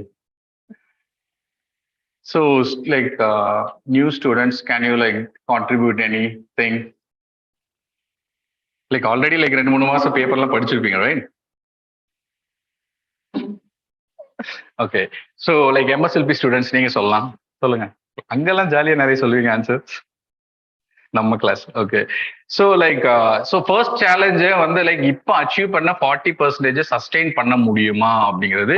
So even like like lot of environmentalist and environment scientist they are asking this question. So முதல்ல டேட்டாவே 40% லைக் கம்ப்ளீட்டா அச்சீவ் பண்ணிருக்குமா இல்லையா அப்படிங்கிற ஒரு கேள்வியும் இருக்கு. At the same time like will we be able to like sustain this whatever we have achieved அப்படிங்கிறதுக்கு. So achieve பண்றதை சஸ்டெயின் பண்றதுக்கு what are the challenges அப்படின்னு பார்க்கும்போது so like mobilisation of like necessary finance ஒரு முக்கியமான பிரச்சனை இருக்கு. So like 10% next இன்னும் டார்கெட் பண்ணும் within the short period of time அப்படிங்கும் போது so we should have like enough financial resources. So not only from the government side, so private participation also plays a major role. So இங்க இந்த மாதிரி சிம்பிளா கொடுக்காம if you have some like the data இருந்துச்சுன்னா it will become like, because everyone will write the same answer. Finance இல்ல, like manpower இல்ல, technology இல்ல, so manufacturing ecosystem இல்ல, so everyone will write the same point of course. So but இங்க finance இல்ல அப்படின்னு சொல்லும்போது if you have like எவ்வளவு finance நம்ம ஒதுக்கி இருக்கோம், like how much allocation, shortage, இந்த மாதிரி எது ஒரு டேட்டா இருந்தது அப்படின்னா so definitely it will look authentic. So like means நீங்க எழுத போறீங்க அப்படின்னா like mostly like you will be saturated with at least the basic content. So try to include like more like authentic data so that your answers can differ from the others. Okay. So inga like finance are the, if you give any data, and at the same time land acquisition will be a big problem, at least in like when the wind energy sarndum and like hydroelectric power sarndum it will become a, so at the same time land related environment concerns irukku. So not every like the renewable energy project is completely like the environmental impact illama illa, some social impact or something is irukku. Hydropower la sila prachaigal irukku, wind power la, so we should include that also within this point. So then like the manufacturing ecosystem like plays a major role in pushing this like achieving this 50% target. So even like solar power la we could have seen like mostly we are importing modules and like photovoltaic cells and we are trying to like build solar energy. So அதுவே like ஒரு பிரச்சனைக்குரியதா இருக்கு, cost ரிலேட்டடாகவும் சரி, technology ரிலேட்டடாகவும் சரி. So we have some like inherent disadvantages. So like we should create some like manufacturing and innovative manufacturing ecosystem. So அதுக்கு சில governments சில schemes-லாம் like இருக்கு, right? So like we will definitely mention in the next page. So அதுல இருக்கு. So like அதையும் mention பண்ணுங்க. So like other problem with the renewable energy is like mostly like storage and integration with the grid. So like excess produce பண்றதோ or like வந்து produce பண்றதே like with the larger power grid. So like conventional energy-யோட integrate பண்றதே ஒரு மிகப்பெரிய it's become a problem. So அதுக்கும் டெக்னாலஜியும் தேவைப்படுது and like transmission lines and infrastructure is also needed. So we should address that. Without that, we cannot like achieve. So like pockets are even if you are able to produce renewable energy in excess, but until it is not like on the integrated with the power grid, it doesn't like give any like வந்து ஒரு like பிரோஜனம் இல்லாம தான் இருக்கும் அப்படிங்கிறதையும் புரிஞ்சுக்கலாம், right? So like enabling supply of firm and dispatchable power from renewables. So அதை சார்ந்த இன்னொரு பாயிண்ட் தான். ஸோ லைக் வந்து பவர் ஸ்டேஷன்ஸ் அண்ட் லைக் வந்து பிரைவேட் பவர் கம்பெனிஸ்ல இருந்தும் ரினியூவல் சார்ந்த ஸோ சப்ளை சைட் லைக் வந்து ரிஃபார்ம்ஸும் எடுக்க வேண்டிய கட்டாயம் இருக்கு. So sustaining the already sustained renewable energy targets maintain பண்றதும் it becomes a major. So இங்க சில governments சில விஷயங்களை கொண்டு வந்திருக்கு. So we should address the second part. So how will the shift of subsidies from fossil fuels to renewables help achieve the above objective? So இங்க உங்களுக்கு ஒரு சின்ன டேட்டா இருந்தா it will be more useful. So ஜென்ரலா fossil fuelsக்கு எவ்வளவு அளவுக்கு subsidy கொடுக்குறோம் அப்படிங்கிறது somewhere from the newspaper or somewhere like through your preparation from prelims. So if you know something, you can add to that. So எந்த அளவுக்கு அந்த ஒரு இம்பாக்டையும் we should like create. So shifting நடக்குது அப்படின்னு they are arguing, right? So you should show some like data. So like வந்து fossil fuelsல இருந்து like வந்து renewable energy subsidies எந்த அளவுக்கு shift. Definitely you guys will know the schemes, right? So but still like you should have some data. So mostly அவங்க ஆன்சர்ஸை difference பண்ண வைக்கிறதே mostly இந்த like வந்து டேட்டாவாக தான் இருக்கும். ஸோ லைக் கொஞ்சம் லைக் வந்து ஸ்ட்ரெச்சாக தான் இருக்கும், ஓவராக தான் இருக்கும். But that is how you can show like the difference in your answers. So mostly like shift of subsidies through various schemes we are like under going. Government is like making like வந்து so like Kusum scheme, so production link subsidy scheme, solar park schemes, rooftop solar scheme, so national offshore wind policy, FAME India, electric, so battery swapping policy, recent கொண்டு வந்திருக்காங்க. I think it is still in the drafting stage, I guess. So but still like வந்து these kind of like schemes மூலமா they are including more like subsidies. The shift of subsidies is happening from fossil fuels to like வந்து so we cannot write simply like வந்து இந்த மாதிரி enumerate பண்ணிட்டு போக முடியாது schemes. We should try to like analyze for the structure like ஒரு சின்ன ஒரு rough ஐடியாக்காக I have included this.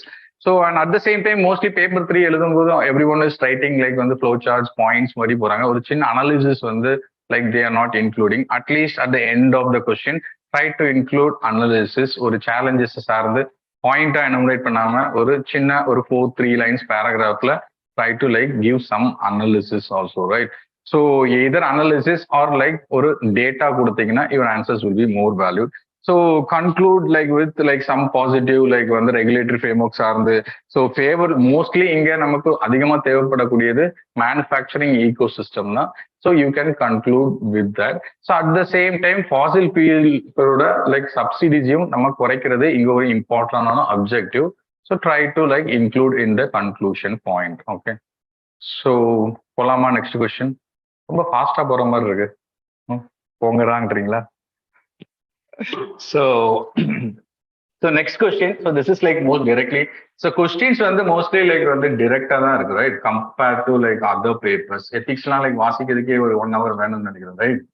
So even paper 1 like historyலாம் கொஞ்சம் like optional students-ஆலே எழுத முடியாத அளவுக்கு தான் இருந்துச்சு. military strategy, so like even bull and all line-லாம். பட் ஹியர் லைக் வந்து கண்டென்ட் வந்து லைக் எக்கச்சக்கமா இருக்கு. ஈவன் தோ லைக் டேட்டா வந்து நம்ம கம்மியா இருந்தாலும் content because most of the time we study news பேப்பர்ஸ்ல இதை தான் படிக்கிறோம், paper 3 and 2, right?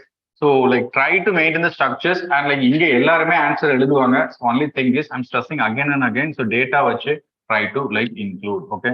So global warming, so discuss global warming, mention it effects on global climate, explain the control measures to bring down the level of greenhouse gases which causes like global warming. So in the light of Kyoto Protocol. So the answer like the question is like in the 2 parts like கேட்டிருக்காங்க. So like the first partல like வந்து what is global warming and like what are the effects அப்படின்னு கேட்டிருக்காங்க.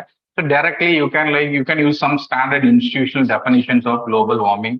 So any like UNFCCO like UNEDO, so whatever it comes to like ready-made mostly definitions வச்சிருங்க. So syllabusல இருந்து டைரக்டா கேட்கக்கூடிய கேள்விகளுக்கு you should have standard definition. because people are people are keeping that. Okay, mostly like வந்து mains எழுதுறவங்க ரெடியா தான் வச்சிருக்காங்க. So students are inform. So you guys should also like வந்து பி ப்ரிப்பேர்ட் வித் சிலபஸ்ல இருந்து வரக்கூடிய டைரக்ட் கொஸ்டின்ஸ்க்கு டெஃபனிஷன்ஸ் அங்க உட்காந்து நம்ம யோசிச்சு எழுதிட்டுலாம் இருக்க முடியாது. ரெடிமேடா try to like write with simple like சிம்பிளா ஒரு டெஃபனிஷன்ஸை லைக் பண்ணுங்க. So here we will go with like global warming what is what அப்படிங்கிறத எக்ஸ்பிளைன் பண்ணிட்டு what are the effects of global warming அப்படிங்கிறது. ஸோ இங்க கொஸ்டின்ஸ்ல வந்து கேட்டது வந்து it's only it effects on global climate அப்படிங்கிறது. So many people would have written like வந்து லைக் குளோபல் வார்மிங் அப்படின்னா like sea level rise like pollution and all, right? But here the question pertains only to effect on global climate change. So அதை மட்டும் like we will like discuss with 5 points. So climate change அளவுல என்ன மாதிரி like வந்து மாற்றங்களை or effects like it has like introduced அப்படிங்கிறது. So hotter temperatures, right? So it like generally like compared to, so இங்கே data கொடுத்தீங்கன்னா it will be so more. So IPC 6th report படி like வந்து so generally temperature has raised compared to like previous years அப்படின்னு கொடுத்துருக்காங்க. So same with the other points. So வந்து heat dome and heat wave. So recently New York or like வந்து US-ல north like US-ல பார்க்கும்போது it was happened, right? So heat waves frequently also increasing in Indian context also, right? So இதுவும் ஒரு climate change சார்ந்த ஒரு impact. So then like வந்து changing monsoon patterns is happening all across like the world. So monsoon இருக்கக்கூடிய countries-ல it is happening. So Indian context-ல you can give like வந்து Indian examples itself, okay? So then வந்து more severe storm, frequent cyclones and frequent storms வந்து கொடுத்துக்கிட்டே like வந்துகிட்டே இருக்கு, right? So குழப்பறீங்க என்ன? So this is happening all across like India also. So Indian examples நீங்க இங்க கொடுக்கலாம், no issue here, right? So then like on the persistent of intense La Nina and El Nina condition. So this is also directly related to climate change. So La Nina conditions like general இருக்கக்கூடிய time period and intensity. So it is more increasing in the last decade. So இதுக்கும் like வந்து ஏதாவது IPC ரிப்போர்ட்டோ இல்ல some report வச்சு நீங்க you should like defend. So இருக்கிற எல்லா பாயிண்ட்டுக்கும் டேட்டா வச்சுக்க முடியுமா அப்படின்னு கேட்டீங்கன்னா லைக் யூ ஷுட் லைக் பிலிம்ஸ்ல படிச்சதா like you should apply here, that is what. So general like வந்து general points everyone can write. So like அதை நீங்க ரெடி பண்ணி தான் ஆகணும், okay? So like then like வந்து so AMOC, so Atlantic Meridian like வந்து overturning circulation is also undergoing like losing its stability and all. So அதையும் definitely mention பண்ணணும். So it impacts the whole global weather pattern. So இதுவும் mention பண்ணுங்க. So climate change சார்ந்து like just like mention this.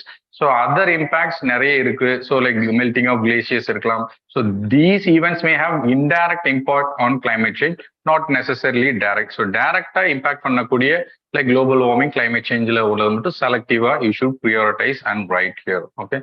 So then like so like Kyoto protocol சார்ந்து what are the control measures அப்படின்னு கொடுத்திருக்காங்க. So like Kyoto protocol பத்தி ஒரு சின்ன like 1 or 2 lines introduction ஆரம்பிச்சு then like you can enlist what is the like mechanism directly. So like ஒரு 3 mechanism உண்டு, ஞாபகம் இருக்கா? So clean development mechanism, emission trading and இந்த டயர்டா இருங்க இருக்கு, எனக்கே மறந்துச்சு, பாத்துக்கலாம். So joint implementation. So these are the major 3 mechanisms. So other like I have given with single line. So try to include so like on the 3 more points. So like Kyoto protocol nama ready made like we cannot prepare and go, right? So like it is like highly like unexpected abingla. So Paris climate is saarndu ketirundha we can like go with some data points and all. But still like these 3 points or 3 mechanisms we know it from our prelims preparation. So we can easily so at least write and some rough idea you could have got. So just explain in 1 or 2 words. So like conclusions இங்க முடிக்கும் போது like Kyoto protocol is a success இல்லையா அப்படிங்கிற சார்ந்து you can conclude and like with the new like வந்து Paris agreements சார்ந்து you can conclude. So Kyoto protocol success இல்லையா? என்னங்க எல்லாரும் தலையை கீழே குனிஞ்சுக்கிறீங்க?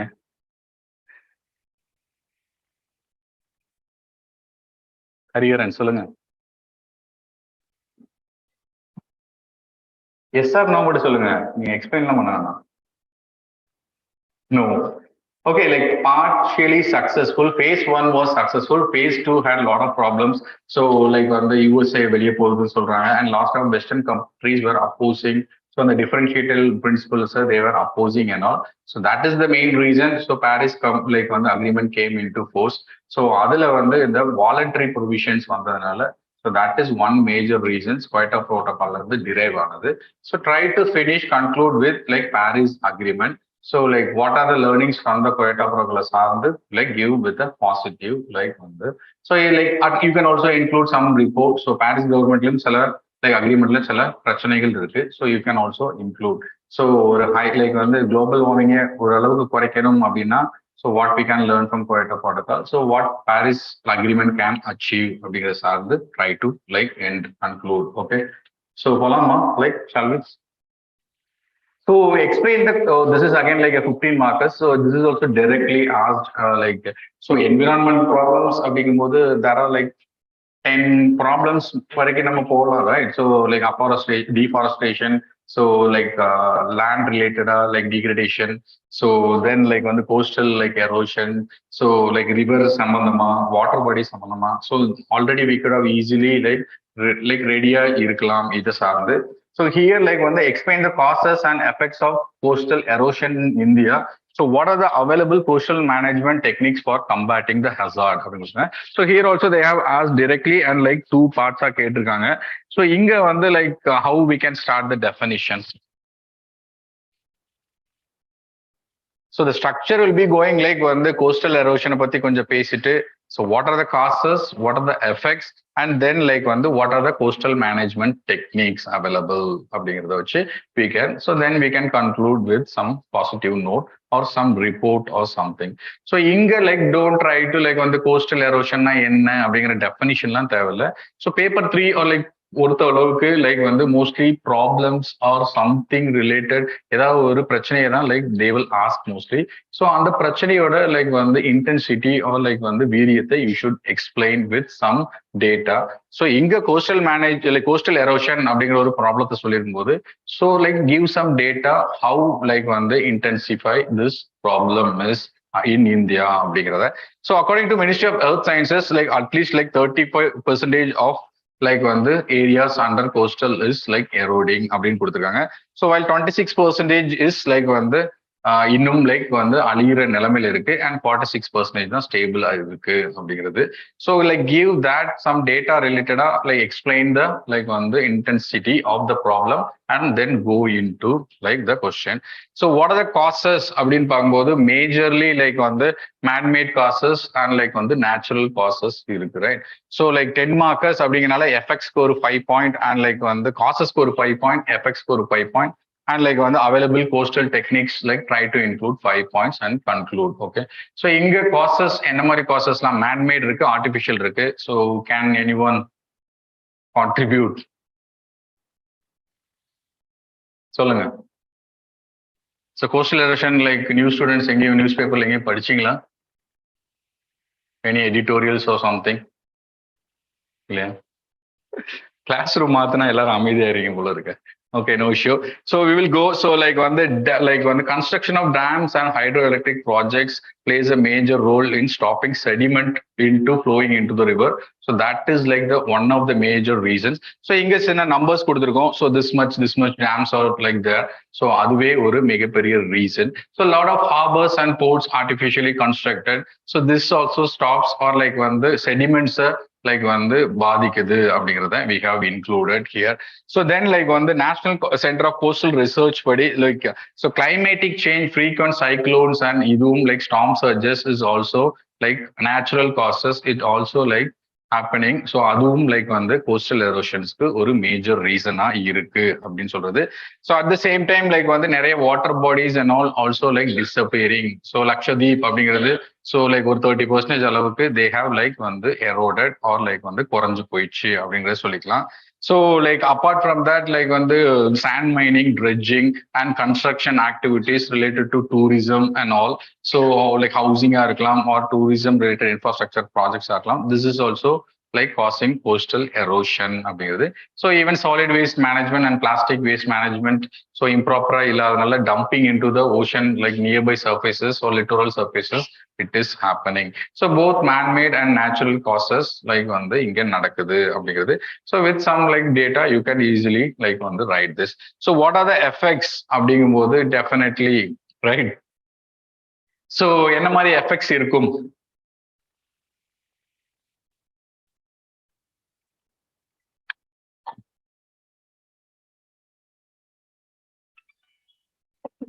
Airtel. So like what are the effects like வந்து of course like வந்து so destruction of like biodiversity loss ஆகிறதுக்கு உண்டான வாய்ப்புகள் அதிகம். So like loss of mangrove or vegetation, so like வந்து loss for fishing communities nearby. So even like வந்து tourism like வந்து potential like it can get affected. So then like வந்து ஜென்ரலா இருக்கக்கூடிய like இந்த மாதிரி விஷயங்களை you can like include. So apart from that, so like dunes கொடுத்திருக்கோம், mangroves கொடுத்திருக்கோம். So like so sometimes like frequent cyclones and other storm surges இந்த மாதிரி natural vegetation and mangroves can act as a buffer. So அதையும் like வந்து loss பண்ணக்கூடிய விஷயங்களா இருக்கு. So at the same time like inland fishing will be under like severe like problem அப்படிங்கிறதையும் சொல்லலாம். Okay. So like ஒரு 5 points like with related to effects. So coastal management techniques. So normally நமக்கு schemes and all தெரியும், but still like coastal management techniques வந்து we could have prepared. So like we can write hard engineering structures and soft engineering structures. So sea walls, so artificial sea walls or like griots or like வந்து artificial like headlands அப்படிங்கிறது. So some physical structures to stop the like வந்து erosion அப்படிங்கிறதையும் பண்ணிக்கலாம். So then like வந்து soft engineering structures, so like வந்து beach nourishment, so dune building, so revegetation, so mangrove திருப்பி grow பண்றது. So இந்த மாதிரி விஷயங்களும் we can also include அப்படிங்கிறது. So like mostly vegetation சார்ந்து, so natural like environment if you kind of reclaim, it will also act as a buffer. So ஒரு engineering structure man-made சார்ந்து சில structures hard and soft அப்படின்னு பிரிச்சிருக்கோம். Then like வந்து natural like வந்து environment reclaim பண்றதுனாலையும் we can reduce this soil erosion அப்படிங்கிறது. So at the same time like most of the infrastructure and like வந்து other projects we can relocate or like வந்து ஏதோ stop பண்ணலாம். So இதுக்கும் scheme சார்ந்து so நிறைய விஷயங்கள் இருக்கு. யூ கேன் ஆல்சோ லைக் வந்து ஒவ்வொரு பாயிண்ட் கீழேயும் you can include some like scheme சார்ந்த ஒரு எக்ஸாம்பிள்ஸும் இன்க்ளூட் பண்ணலாம். Okay. So like are really இந்தியாவில் இந்த மாதிரி எங்கேயாவது லைக் பண்ணியிருந்தாங்க அப்படின்னா you can also include like வந்து எக்ஸாம்பிள்ஸ் இன் பிட்வீன். ஒரு லைன்ல நீங்க you can mention the examples, that will be good. So like முடிக்கும் போது like finish with some like report or like some initiatives சார்ந்து try to. So 15th Finance Commission, so like வந்து ஜென்ரலா environment ரிலேட்டடா பேசியிருக்கு. So coastal relation சார்ந்து so என்ன பண்ணலாம் அப்படிங்கிறதையும் they have talked about. So finish it with that. Okay. So ஒரு idea கிடைக்குதா? இல்லை ஆல்ரெடி எல்லாம் எனக்கு தெரியும் சார்ன்றீங்களா? So then we will go. So the next question, so like security சார்ந்து like வந்து it is more direct questions. So syllabusல இருந்து அப்படியே கேட்டிருக்காங்க. At the same time like வந்து so like last year organized crime முந்தின வருஷம் கேட்டிருந்தாங்கன்னா இந்த வருஷம் like வந்து cyber security. So it is alternative தான் போயிட்டு இருக்கு and mostly people could have easily prepared all the answers. The only thing you can show some differences with like some data and like examples. So these are the let's go. So discuss the types of organized crimes. So describe the linkages between terrorist organized crime that exists at the national and the transnational level. So what is like types கேட்டிருக்காங்க and like வந்து so how it is linked with terrorism அப்படின்னு கேட்டிருக்காங்க. So book backல உள்ள basic question தான். So give with some examples in Indian context and like you can. So organized crime என்ன அப்படின்ட்டு. So there is no exact particular definition from any institution. So generally like வந்து Googleல இருக்க ஒரு introduction தான் கொடுத்துருக்கோம். So like எதுவும் இருந்தா you can include. So like go types of organized crimes. So like வந்து these are the major types. So drug trafficking, like human trafficking, or like money laundering, arms smuggling. So whatever it is, you could have enlist. So the only thing is like வந்து so the linkagesல சில examples கொடுத்திருக்கோம். So you can like include like each example under the like subheading or different types. So அப்படினாலே complete ஆயிரும் answer. This is like just a 10 marker. And most of these examples is like வந்து verified by like Ministry of Home Affairs also. So நம்ம சும்மா எழுத முடியாது. But like Ministry of Home Affairs or like NCRB சொல்லக்கூடிய so data wise like we can easily like conclude. Okay. So like வந்து like this black hole syndrome ஒரு சின்ன pictureல போட்டு you can also show. So everyone இது நல்ல படம் போட்டிருந்தாங்க எல்லாரும் like wonderful. So நீங்க சிரிக்கிறீங்க. So like mostly like இங்க வந்து like we can include so money laundering அப்படிங்கும்போது try to include the same example. So integrated you can give the answer. So end of the day we need like 2 pages or 10 points வச்சு we can finish this. Okay. So examples plays a major role in these questions. இங்க டேட்டாவோட examples plays a major role. Okay. எழுதிருந்தீங்களா? So next question. So 10 markers தான். So what are the maritime security challenges in India? So discuss the organizational, technical and procedural initiatives. So like question is like more direct and like avangale easily we can break this question. So like maritime security challenges India la enna? So organizational what is what, technical what is what, procedural enna mari initiatives நம்ம எடுத்திருக்கோம் அப்படினு 3 parts you can like fill it. So here like on the maritime security challenges அப்படிங்கும்போது mostly third paperல நான் சொன்ன மாதிரி problems it revolves around the problem. So you should give some like data. So like இவ்வளவு like வந்து இத்தனை விஷயங்கள் நடந்திருக்கு intensity or like வந்து some incidents would have happened அப்படிங்கிற டேட்டா இருந்தா you can really give. Or else like வந்து coastal security like வந்து given the large coastline and the Indian Ocean for the geostrategic location, how important it is for India, அதை சார்ந்தும் நீங்க ஆரம்பிக்கலாம். Some related new like recent நடக்கக்கூடிய incidents ஆகியும் examples கொடுத்து எழுதலாம் நீங்க. ஸோ சைனீஸ் அக்ரஷனா இருக்கலாம் or like குவாடா இருக்கலாம். So whatever South China like Indian ஓஷன்ல இண்டோ பசிபிக் எதுனாலும் நீங்க கொடுத்தீங்க ஆரம்பிக்கலாம். So do not write like பிளண்டா லைக் வந்து சிம்பிளா லைக் வந்து லார்ஜஸ்ட் கோஸ்ட் லைன் இந்தியாவில் இருக்கு ஜியோ ஸ்ட்ராட்டஜிக் அப்படிங்கிற மாதிரி இல்லாம try to include some examples also. So generally what are the like வந்து major like maritime security challenges. So like piracy, terrorism, illegal migration, transnational organized crime, some environment related like வந்து crimes இருக்கலாம், some catastrophes இருக்கலாம். இங்க security அப்படிங்கிறதுனால you can include some like transnational like வந்து maritime environmental crimes அப்படிங்கிறத. So like here if you have some examples or something, so you can also include. So like these are the questions which are directly asked from the syllabus லே இருந்ததுனால definitely you should prepare with some examples. So like questions வந்து syllabus இல்லாம வெளியில இருந்து கேட்டாங்கன்னா so examples we could not like make it right. So but here in this question you should definitely include examples. So then the second part, so introduction. So what are the maritime security challenges here? Then we will move into the second part. So இங்க வந்து organizational, technical and procedural initiatives by Indian government to like வந்து protect the maritime அப்படின்னு கேட்டிருக்காங்க. So organizational அப்படின்னு பார்க்கும்போது so like 3-4 like organizations இருக்கு. So just enlist that. இங்க ஒவ்வொன்றுக்கும் நம்ம எக்ஸ்பிளைன் பண்ண வேண்டிய அவசியம் இல்லை. It just a 10 markers. 10 markers தானே? Right. So 10 markers தான் just like வந்து கொஸ்டின்ஸ்லயே அவங்களே நிறைய பார்ட்ஸ் கொடுத்துட்டாங்க. So go. So proceed organizationல we have like Indian Ocean Rim Association. So Indian Ocean like Naval Symposium. So National Committee for Strengthening Maritime and Coastal Security. So apart from that, we also involve in lot of like the international like Indian maritime like the institutions also. You can also like include that. So based on the word limit, you can include. So எல்லாம் தெரிஞ்சதுக்காக எல்லாத்தையும் எழுத வேண்டிய அவசியம் இல்லை, right? So technically, like what are the technical like the initiatives we have under the Indian government? So coastal surveillance network, so vessel traffic management system, so information fusion center for the Indian Ocean regions. So radar சார்ந்து or like even defense related equipments you can also include here. Okay, so these are the things. So procedural பார்க்கும்போது lot of military exercises இருக்கு. So military drills இருக்கு. Apart from that some operations இருக்கு, national policies இருக்கு, right? You can include like that also in the procedure. So conclude with some any report இது சார்ந்து இருந்தா conclude with that. Or else like வந்து like futureல என்ன பண்ணலாம் Indian Ocean சார்ந்து with the like problems happening you can conclude with that. Okay, போலாமா? So like next question. So this is also basically directly from the book. So what are the different elements of cyber security?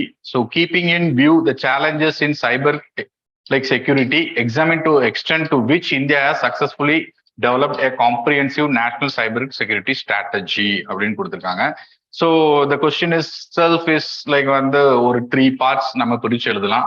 So cyber security அப்படிங்கும்போது so again we should give the intensity of cyber security issues அப்படிங்கிறத சார்ந்து. Okay, so நிறைய பேர் தூங்குறாங்க. Okay, so கொஞ்சம் முழிச்சுக்கோங்க.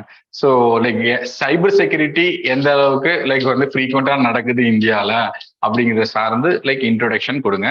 So here, like according to NCRB data, so 2022 the first quarter like over 1.8 million attacks நடந்திருக்கு அப்படின்னு சொல்றாங்க. At the same time, 75% of Indian organization was under attack, including private and government, everything. So the loss was like around like some crores கொடுத்திருக்காங்க. So try to like include some data. இங்க cyber security na என்ன அப்படின்னு we don't need to like define, just go for the data.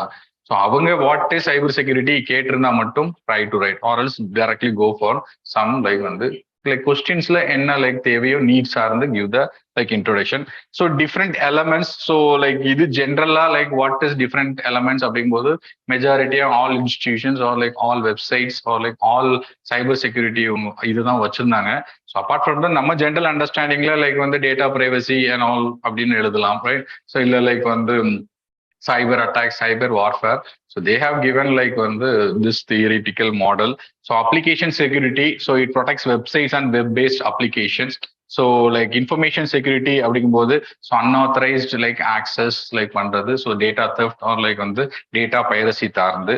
So disaster recovery planning, so like whatever happens because of the cyber security, we should have this like mechanism to like recover whatever we have lost or like something under attack. Adu saarந்து.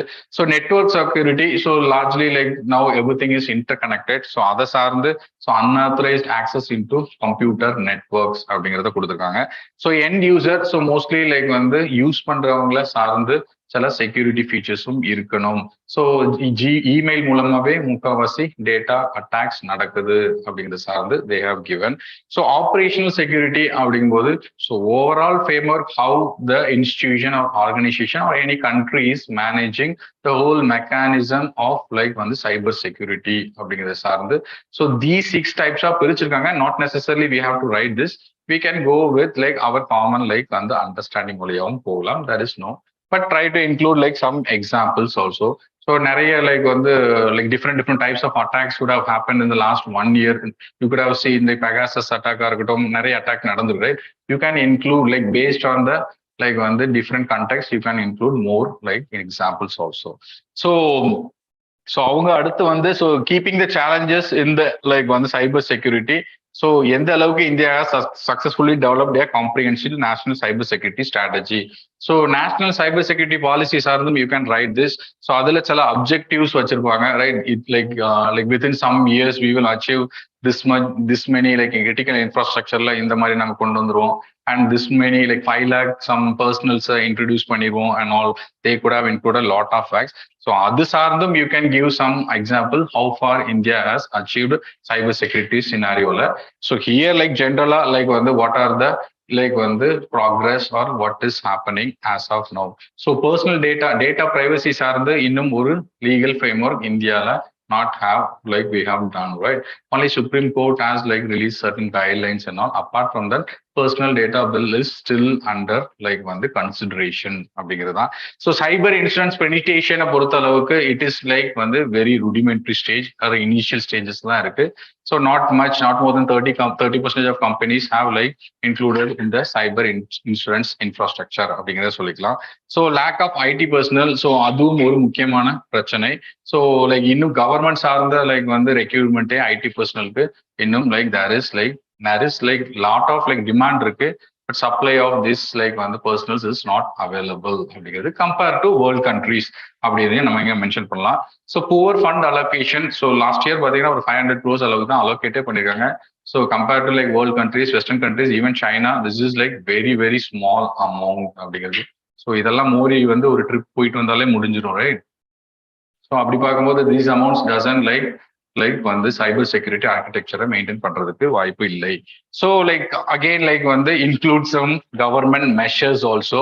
So definitely like ஒரு சின்ன criticism or analysis we are giving. So cyber செக்யூரிட்டியோட architecture or scenario is like this much தான் இருக்கு. But what are the like steps the government has taken அப்படிங்கிறத வச்சு like conclude here. So some like வந்து like government measures. Here you don't need to explain each and every like point, just enumerate and like conclude and all right. So conclude with some positive note or some like when the any committee. So like adu saarndu conclude with some positive note. What is the way forward அப்படிங்கிற மாதிரி. Okay, போலாமா? So 10 markers தானே, 15 markers. So like we have addressed. So Naxalism is a social, economic, and developmental issue manifesting as a violent internal security threat. So in this context, discuss the emerging issues, get a multi-layer strategy to tackle the menace of like Naxalism. So Naxalism general introduction kudukalam or else give some. So recent days like Naxalism has like declined due to like various reasons. So கவர்மெண்டோட இதனால இல்லை, கோவிடுக்கு அப்புறம் கொஞ்சம் like it has like decline. Actually supply செயின்ஸ்லாம் கொஞ்சம் break ஆயிருக்கு, அந்த ரீசன்ஸ்க்காக தான். Now it is thriving again. So like give like ஜென்ரலா அந்த மாதிரி ஒரு டேட்டா கொடுத்து ஆரம்பிக்கலாம். ஆர் எல்ஸ் லைக் வந்து டிஸ்ட்ரிக்ட்ஸ் அளவுல எந்த மாதிரி இன்டென்சிட்டி, நம்பர் ஆஃப் டிஸ்ட்ரிக்ட்ஸ் எந்த அளவுக்கு இருக்கு அப்படிங்கிறது சார்ந்து, or general definition. So general டெஃபினிஷனை கேட்டா மட்டும் எழுதுங்க, ஆர் எல்ஸ் லைக் வந்து go with some data. Okay, so intensity of the problem so எக்ஸாமினருக்கு தெரியப்படுத்திட்டு ஆரம்பிங்க. So then we will go. So socio economic development issue தான் லைக் வந்து நக்சலிசம் அப்படின்னு சொல்றாங்க. ஸோ டெஃபினெட்லி ஹியர் லைக் வந்து இங்க பாவர்ட்டியில இருக்காங்க, ஹங்கர்ல இருக்காங்க, கவர்மெண்ட் சர்வீஸ் இல்ல. Definitely every one knows this, right? So give some like data here. So recent data like I couldn't find with in the short time. So like வந்து ஒரு 2011 census படி like they have given lot of data. So நீங்க வந்து ஒவ்வொரு point கீழே you can include like data. So too மச்சா இருக்கும். But still, like people are writing answers. You should see topper papers, right? So நீங்க பாத்தீங்கன்னா you will get an idea. This is not some grand ambition or something, right? We can also like write. So என்ன ஒரு 2-3 தடவை revise பண்ண வேண்டியது இருக்கும் அப்படிங்கிறது தான். ஸோ இருக்கிற அந்த விஷன் மெட்டீரியல் எத்தனை தடவை படிப்பீங்க, right? So try to include extra points, right? So like வந்து ஸோ லைக் ஒவ்வொரு லைக் வந்து you can include integrated like வந்து points with the data itself. So mostly like வந்து poverty, so like land alienations இருக்கு. So infrastructure project சார்ந்து இருக்கு. So like mining industry சார்ந்து சில பிரச்சனைகள் இருக்கு. So like social infrastructure, health, education or like வந்து இதுவும் ஆக்சசிபிளா இல்லை. இன்ஃப்ராஸ்ட்ரக்சர் ரீதியாகவும் like there is like shortage அப்படிங்கிறத சார்ந்து. So most of the problems are like வந்து derived from this deprivation அப்படிங்கிறத we can like easily like know already. So but like try to give some data. So இங்க பாத்தீங்கன்னா like வந்து poverty பார்ப்போம். So 39% of like red coded districts is under poverty compared to rest of India. So schools அளவு பார்க்கும்போது also like so like வந்து distance வழியா marginal workers வழியா பார்க்கும்போது 32% compared to like வந்து 22% of rest of India. So have some data related to so how the intensity. So அவங்க கேட்கறதே like வந்து socio economic problems இருக்கு. anyone can write generally these are the problems, but try to include like some data. So recently emerging issues அப்படின்னு they have asked. So கோவிட்க்கு அப்புறம் like வந்து they have declined a lot. So but there are certain like recent emerging issues related to new forms. So structuralaவும் சரி, then like வந்து like technology ரீதியாகவும் சரி, like they are like வந்து adopting new mechanisms அப்படிங்கிறது. So like earlier பீரியட்ல like வந்து why like we were not able to so stop this Naxalismனா அதுக்கு பர்டிகுலர் ரீசன்ஸ் உண்டு, ரைட்? டெரெயின் ஆர் இருக்கலாம், or like people will be the participant and all இருக்கலாம், right? So if you know the old like reasons try to include that if you don't have enough content, or else like வந்து new emerging ப்ராப்ளம்ஸும் நீங்க mention பண்ணணும். So urban Naxalism was like வந்து one like வந்து major reason ஒரு last டிகேட்ல பார்க்கும்போது this is becoming a new emerging issues like linkages with like வந்து மாவோயிசம் அப்படின்னு சொல்லலாம். ஸோ தென் லைக் வந்து லைக் என்ஜிஓஸ் சார்ந்து சில linkages it is arising. So like funds ரீதியாகவும் சரி, ஸ்ட்ரக்சரல் சப்போர்ட்டும் சரி, like they are driving it from some like வந்து NGOs அப்படிங்கிறதையும் சொல்லிக்கலாம். So use of new technology, so cyber radicalism, bitcoin exchange முதற்கொண்டு they are like adopting, and also it becomes like வந்து more sophisticated to target them. So Chinese influence and arms dealing, so that is not a recent phenomena. It is happening for like more than like when since the movement started itself. But still like when the recent years there are like more frequent like intervention we can assume. Okay. So like terrain area, it's like this is also like on the old reasons. But like new emerging issues on the like Naxalism. So urban Naxalism, NGOs and technologies are the, they are like on the, and they have included like expanded their networks like domestically are the international linkages is becoming more evident. You can include here. Okay. So the same organized group order like nexus வந்து இவங்க கிட்டயும் இப்போ அதிகரிச்சிருக்கு அப்படிங்கறத we can see. So then like conclusion இங்க வந்து like the question is about socio-economic development issues சார்ந்து இருக்கிறதுனால, so and security related இருக்கிறதுனால, so like வந்து ரெண்டையுமே ஹோலிஸ்டிக்கா அட்ரஸ் பண்ணணும். அது சார்ந்து any like government report or like some policy relations or like வந்து some like government measures நிறைய இருக்கு, schemes சார்ந்து. So conclude with that. So but what are the like வந்து way forward, என்ன மாதிரி நம்ம அப்ரோச் பண்ணலாம் அப்படிங்கிறதையும் so like you should include. Okay. So conclude வந்து like வந்து ஒரு பாசிட்டிவா முடிங்க. So government approach like வந்து we have given some schemes. So like a holistic approach வேணும், not only from the socio-economic development perspective, from the security perspective also அப்படிங்கிறத try to.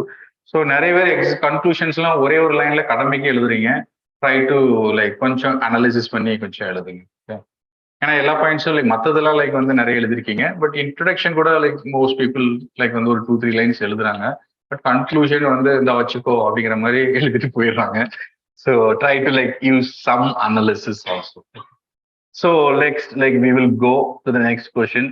So இந்த question like வந்து it is like kind of கொஞ்சம் confusing question தான், right? So cellulose அப்படிங்கிறது, so I'm not like science subject நம்ம கொஞ்சம் like weak தான். So like இங்க வந்து லைக் காமன் சென்ஸ் படி லைக் வந்து செல்லுலோஸை பார்த்தே கண்டுக்காம ஜென்ரலா பிளான்ட் ரெசிடியூ அப்படிங்கிறத வச்சும் we can. ஸோ செல்லுலோஸ்கிற வார்த்தை சும்மா ஒரு கன்ஃபியூஸ் பண்றதுக்காக கொடுத்துருக்காங்க அப்படிங்கிறத we can take it here. But like people like who knows what is cellulose பிளான்ட்ல இருக்கு and all தெரிஞ்சிருந்தா you can definitely write. But like common GS like வந்து ஒரு அப்ரோச்ல வந்து we can go for general common sense approach. So இங்க வந்து general plant residue like they are asked. So each year a large amount of plant material cellulose is deposited on the surface of the planet Earth. So what are the natural processes this cellulose undergoes before yielding carbon dioxide, water and other end products? So 10 marker தான். So we can like இங்க டயக்ராம்லாம் வரைஞ்சு நம்ம எதுவும் பண்ண முடியாது, right? So we have to like manage with little content.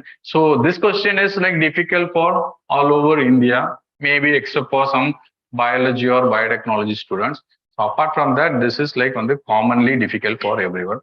So like enna like வந்து like plant residue like mostly what is the like natural process this cellulose undergoes அப்படின்னு கேட்டிருக்காங்க. And what are the other end products they have asked.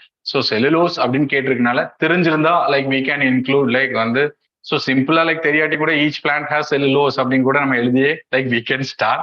But like some people have written like செல் வால்ல தான் cellulose இருக்கு அப்படிங்கிற அளவுக்கு தெளிவாகவும் எழுதியிருக்காங்க. So like வந்து மோஸ்ட்லி லைக் வந்து cellulose is like seen in plant like on the cell wall. So அதை சார்ந்த ஒரு இன்ட்ரடக்ஷன் கொடுத்துட்டு so then the natural processes like வந்து what the plant residue undergoes is like வந்து so decomposition தான். So decompositionல like வந்து 2 types, anaerobic and like வந்து like aerobic. So aerobic அப்படிங்கும்போது ஆக்சிஜன் சப்போர்ட்டோட. So it happens in open forest or like open cultivable land. So இங்க வந்து forest மட்டுமே இல்லாம you can like include plant residue remains at any context அப்படிங்கிறது. So like வந்து open forest fieldல aerobic decomposition, anaerobic decompositionங்கிறது wetlands, fog or like fog அப்படிங்கிற மாதிரி விஷயங்களும் நடக்குது. So like what is the major like வந்து this natural like வந்து process does is so it retains the soil like fertility. So ஒரு நேச்சுரலா ஒரு soil circle complete பண்ணுது. So like when the plant like decomposes, lot of like வந்து microorganisms like fungi, so like different algae and also feeds on that. So ஒரு like வந்து regeneration of like வந்து surface soil நடக்கும் அப்படின்னு சொல்லியிருக்காங்க. At the same time like atmospheric carbon சைக்கிளையும் இது ஒரு கம்ப்ளீட் பண்ணுது அப்படிங்கிறத சொல்றாங்க. At the same time like இதுல மேஜரா கிடைக்கக்கூடிய ப்ராடக்ட்ஸ் வந்து ஃபாரஸ்ட்ல லைக் வந்து ஸோ ஜென்ரலா லைக் சாயில் லைக் ஃபர்டிலிட்டி சார்ந்துதான். So the same process if we use in like vermicompost or composting லாம் கேள்விப்பட்டிருப்போம், right? So that is also mimicking of the same like வந்து natural process, but நம்ம அது தனியா பண்ணுவோம். So like வந்து we can include like வந்து other end products. So mineral based அப்படின்னு கொடுத்துருக்கோம். So this like வந்து decomposition when it happens on the it depends upon the surface of the rock. So like வந்து it can results in some mineral enrichment அப்படின்னு சொல்லியிருக்காங்க. So அலுமினியத்தை ஒரு எக்ஸாம்பிள்ஸா கொடுத்துருந்தாங்க கூகுள்ல தேடும் போது. And at the same time like வந்து ஃபர்டிலைசர் ஆர் யூஸ் பண்ணிக்கலாம் அப்படிங்கிறது. So not necessarily like we can use இந்த கல்டிவேஷன் லேண்ட்லேயே லைக் வந்து it happens, right? Plant residue dies. So even like when the Punjab farmer வந்து like you should like அதை வந்து அப்படியே like remain பண்ணுங்க, don't need to burn அப்படின்னு சொல்றாங்க, right? Stubble burning avoid பண்ணுங்க. So the same mulching is like one kind of practice where plant residue can use அப்படின்னு சொல்லலாம். ஸோ தென் லைக் வந்து பிளான்ட் ரெசியூ வந்து லைக் பிளான்ட் லைக் பயோஃபியூல தயாரிக்கிறதுக்கும் use ஆகுது. So like not necessarily like வந்து நம்ம இதை எங்கனாலும் லிங்க் பண்ணலாம், even though it may look stretch, but they haven't asked like plant residue across wherever the context it is following தான் கேட்டிருக்காங்க. So at the same time mostly this decomposition அடிக்கும் போது lot of fungus like grows a lot. So இதை வந்து நிறைய பேர் வந்து like commercial funky கல்ச்சருக்கு use பண்றாங்க. So this fungus can be used for commercial like consumption also and biomedical purpose also. So minerals அப்படின்னு சொல்லும்போது like of course these plant residues and animal residues becomes this fossil fuels and all, right? But அது நடக்கிறதுக்கு millions of years ஆகும். That is too stretch of an argument. We don't need to like mention here.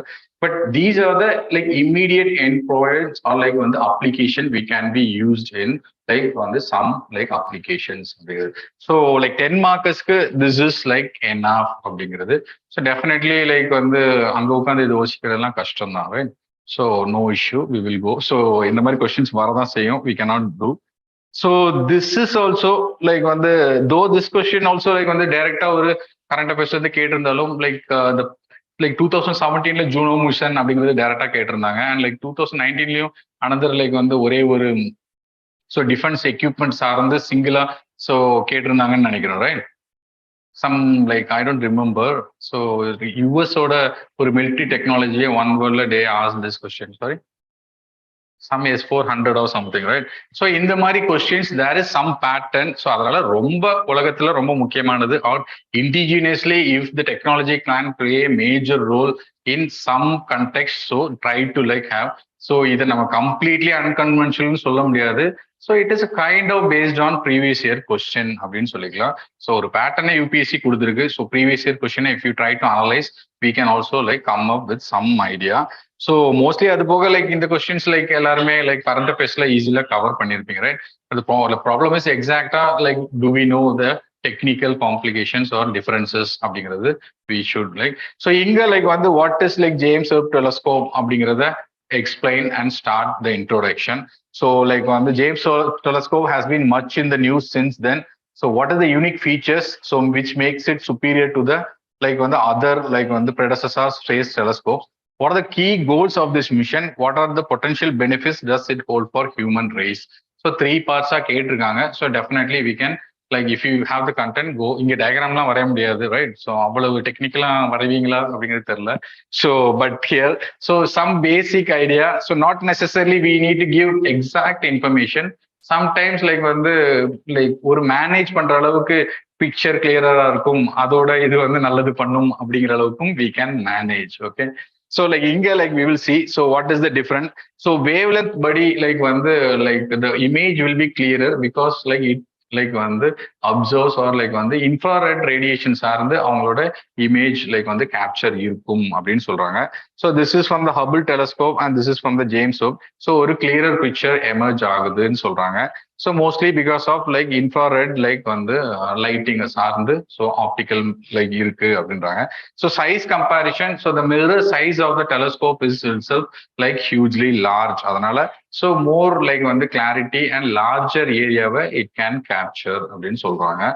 So then orbit சார்ந்து இருக்கும்போது so like Hubble வந்து it was near to the earth around like 570 kilometers அப்படிங்கிறது. So but this is like around 1.5 million kilometers. That is a huge difference here, right? So like இது சார்ந்து இருக்கும்போது even we can study more galaxies or nearer galaxy in a very like precise manner அப்படிங்கிற சொல்றாங்க. So the distance and the orbit itself, so orbit வந்து L2 லக்ராங்கி பாயிண்ட்ல like வந்து இருக்கும் அப்படிங்கிறதையும் you can also mention.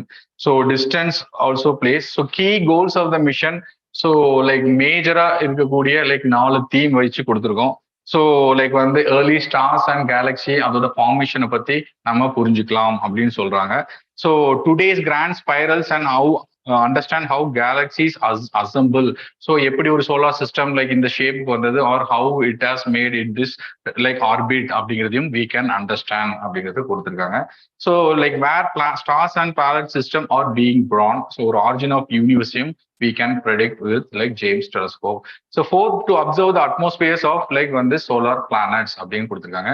So any kind of like when the chemical composition or life forms we can like when the find from these like when the planets அப்படின்னு சொல்றாங்க. So these are the key goals like mentioned according to NASA itself. So other like on the potential benefits of human அப்படிங்கும்போது definitely it will like make our understanding about the universe like more precise, right? So ஒரு scientific theories and modelsக்கு this will help like வந்து அப்படிங்கறத சொல்லிக்கலாம். So then like வந்து studying of black holes, so gravitation சார்ந்து and mass of the planets also we can study. So how it can like impact Earth and all அதுவும் சார்ந்து தெரிஞ்சுக்கலாம் அப்படின்னு சொல்றாங்க. ஸோ தென் லைக் வந்து அஸ்ட்ராய்ட்ஸை பத்தின ஒரு அதிகமான புரிதல் வரலாம். What is they mineral composition அப்படிங்கிறது we can understand. So we can like இப்போ நிறைய பேர் பேசிட்டு இருக்காங்களா மூணுல போய் மினரல் எக்ஸ்ப்ளாய்டேஷன் பண்ணலாம், லைக் வந்து அஸ்ட்ராய்ட்ஸ்ல மினரல் எக்ஸ்ப்ளாய்டேஷன் பண்ணலாம். ஸோ அதெல்லாம் லைக் வந்து இது மூலமா சாத்தியப்படும் they are arguing. So now a technology, so like James Webb telescope use பண்ண ஒரு சின்ன டெக்னாலஜி அதை வந்து லைக் ஆப்டிக்கல் லைக் வந்து நம்ம லைக் ஐ ட்ரீட்மெண்ட்டுக்கும் லைக் யூஸ் பண்றாங்க அப்படிங்கிறது ஒரு லைக் வந்து அப்ளிகேஷன்ஸ் இருக்கு. So some of the technologies involve in making the James Webb will have some impact on the like வந்து human life also. So conclude with like வந்து like என்ன இதுல கன்க்ளூட் பண்ணலாம் அப்படிங்கிறது like we can go with our own arbitrary opinion. So இந்த மாதிரி விஷயங்கள் தேவை and all it will improve அப்படிங்கிற மாதிரி பாசிட்டிவா you can conclude. Okay, so science and டெக்ல பெருசா நம்ம கன்க்ளூட் பண்ண முடியாது, but way forward can be like some like conclusion. So போலாமா நெக்ஸ்ட்? So then like வந்து what is the basic principle behind like vaccine development? So how do vaccines work? What approaches were adopted by the Indian vaccine manufacturers to produce COVID-19 vaccines?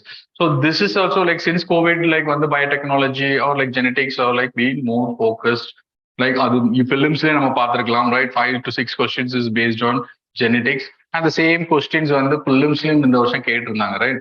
So கோவேக்சினுக்கும் கோவிஷீல்டுக்கும் ஸ்புட்னிக்கும் என்ன வித்தியாசம் அப்படிங்கிறது ஒரு base like வந்து தெரிஞ்சிருந்தாலே we can also answer it.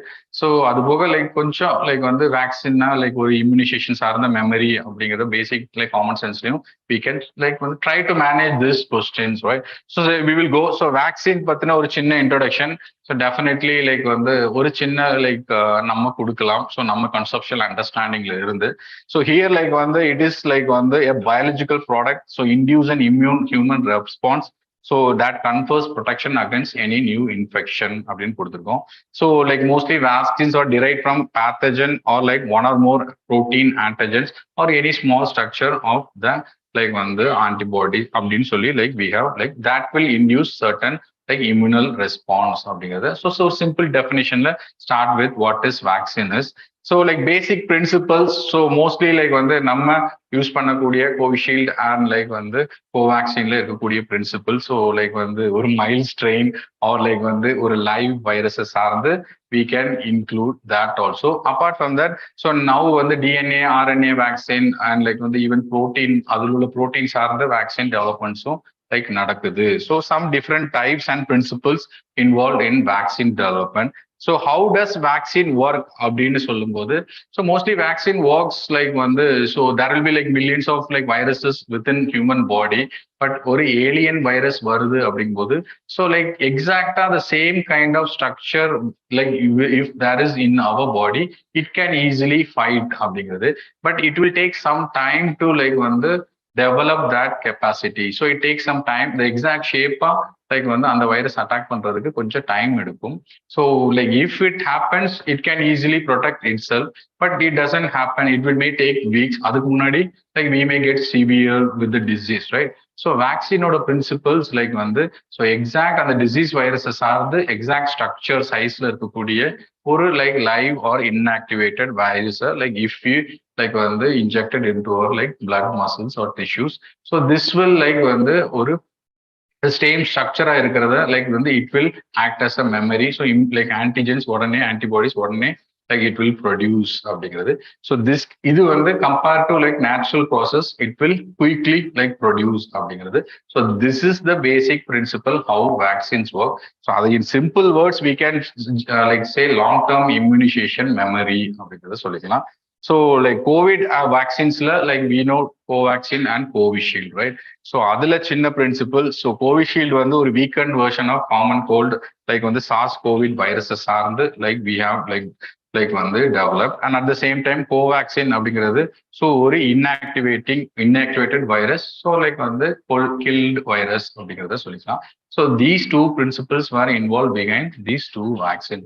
So இந்த அளவுக்கு like we can, so இதுல conclusion you can go for like anything. So patents சார்ந்து நீங்க பேசலாம், or else ஒரு international collaboration வேணும் vaccine சார்ந்து, you can go for any conclusion இல்லாம முடிச்சாலும் ஒன்றும் பிரச்சனை இல்லை. ஓகே, சயின்ஸ் பேஸ்ட் கொஸ்டின் தான். So these are the questions I guess. So you guys have saved now. நீங்க போலாம். So like 1 மணி நேரம் ஆயிடுச்சா? ஓகே, தேங்க்யூ சொல்லுங்க தயவுசெய்து. Okay, so like new students உங்களுக்கு இவங்க கொஞ்சம் திமிரு பிடிச்சவங்க, ஸோ அதனால ஒன்றும் பிரச்சனை இல்லை. ஸோ நியூ ஸ்டூடெண்ட்ஸ் உங்களுக்கு ஒரு ஸ்ட்ரக்சர் ஓரளவுக்கு புரிஞ்சதா? இல்லை நீங்களும் அவங்கள மாதிரி தூங்கிட்டு தான் இருந்தீங்களா? ஸ்ட்ரக்சர் லைக் வந்து ட்ரை டு லைக் வந்து இப்போ ஸ்ட்ரக்சர் வந்துச்சுன்னா ஆட்டோமேட்டிக்கலா content will improve like sooner or later. So that is no issue here. So like அதனால ஸ்ட்ரக்சரை மட்டும் இப்போதைக்கு ஃபோக்கஸ் பண்ணுங்க. ஸோ தெரியாத கொஸ்டின் கூட ஸ்ட்ரக்சரை வச்சு கொஞ்சம் ஒரு எலகண்டான ஆன்சர் கொடுக்க முடியும். So try to like focus on that. So thank you. So 10 markers அப்படின்னா ஒரு 10 பாயிண்ட்ஸ், லைக் 15 மார்க்கர்ஸ் அப்படின்னா ஒரு 15 பாயிண்ட்ஸ் எழுதுற மாதிரி ட்ரை டு லைக் டாஸ்லாம் எழுதுறீங்கன்னு நினைக்கிறேன் daily, right? So if you are there, like try to like write answers. So thank you all.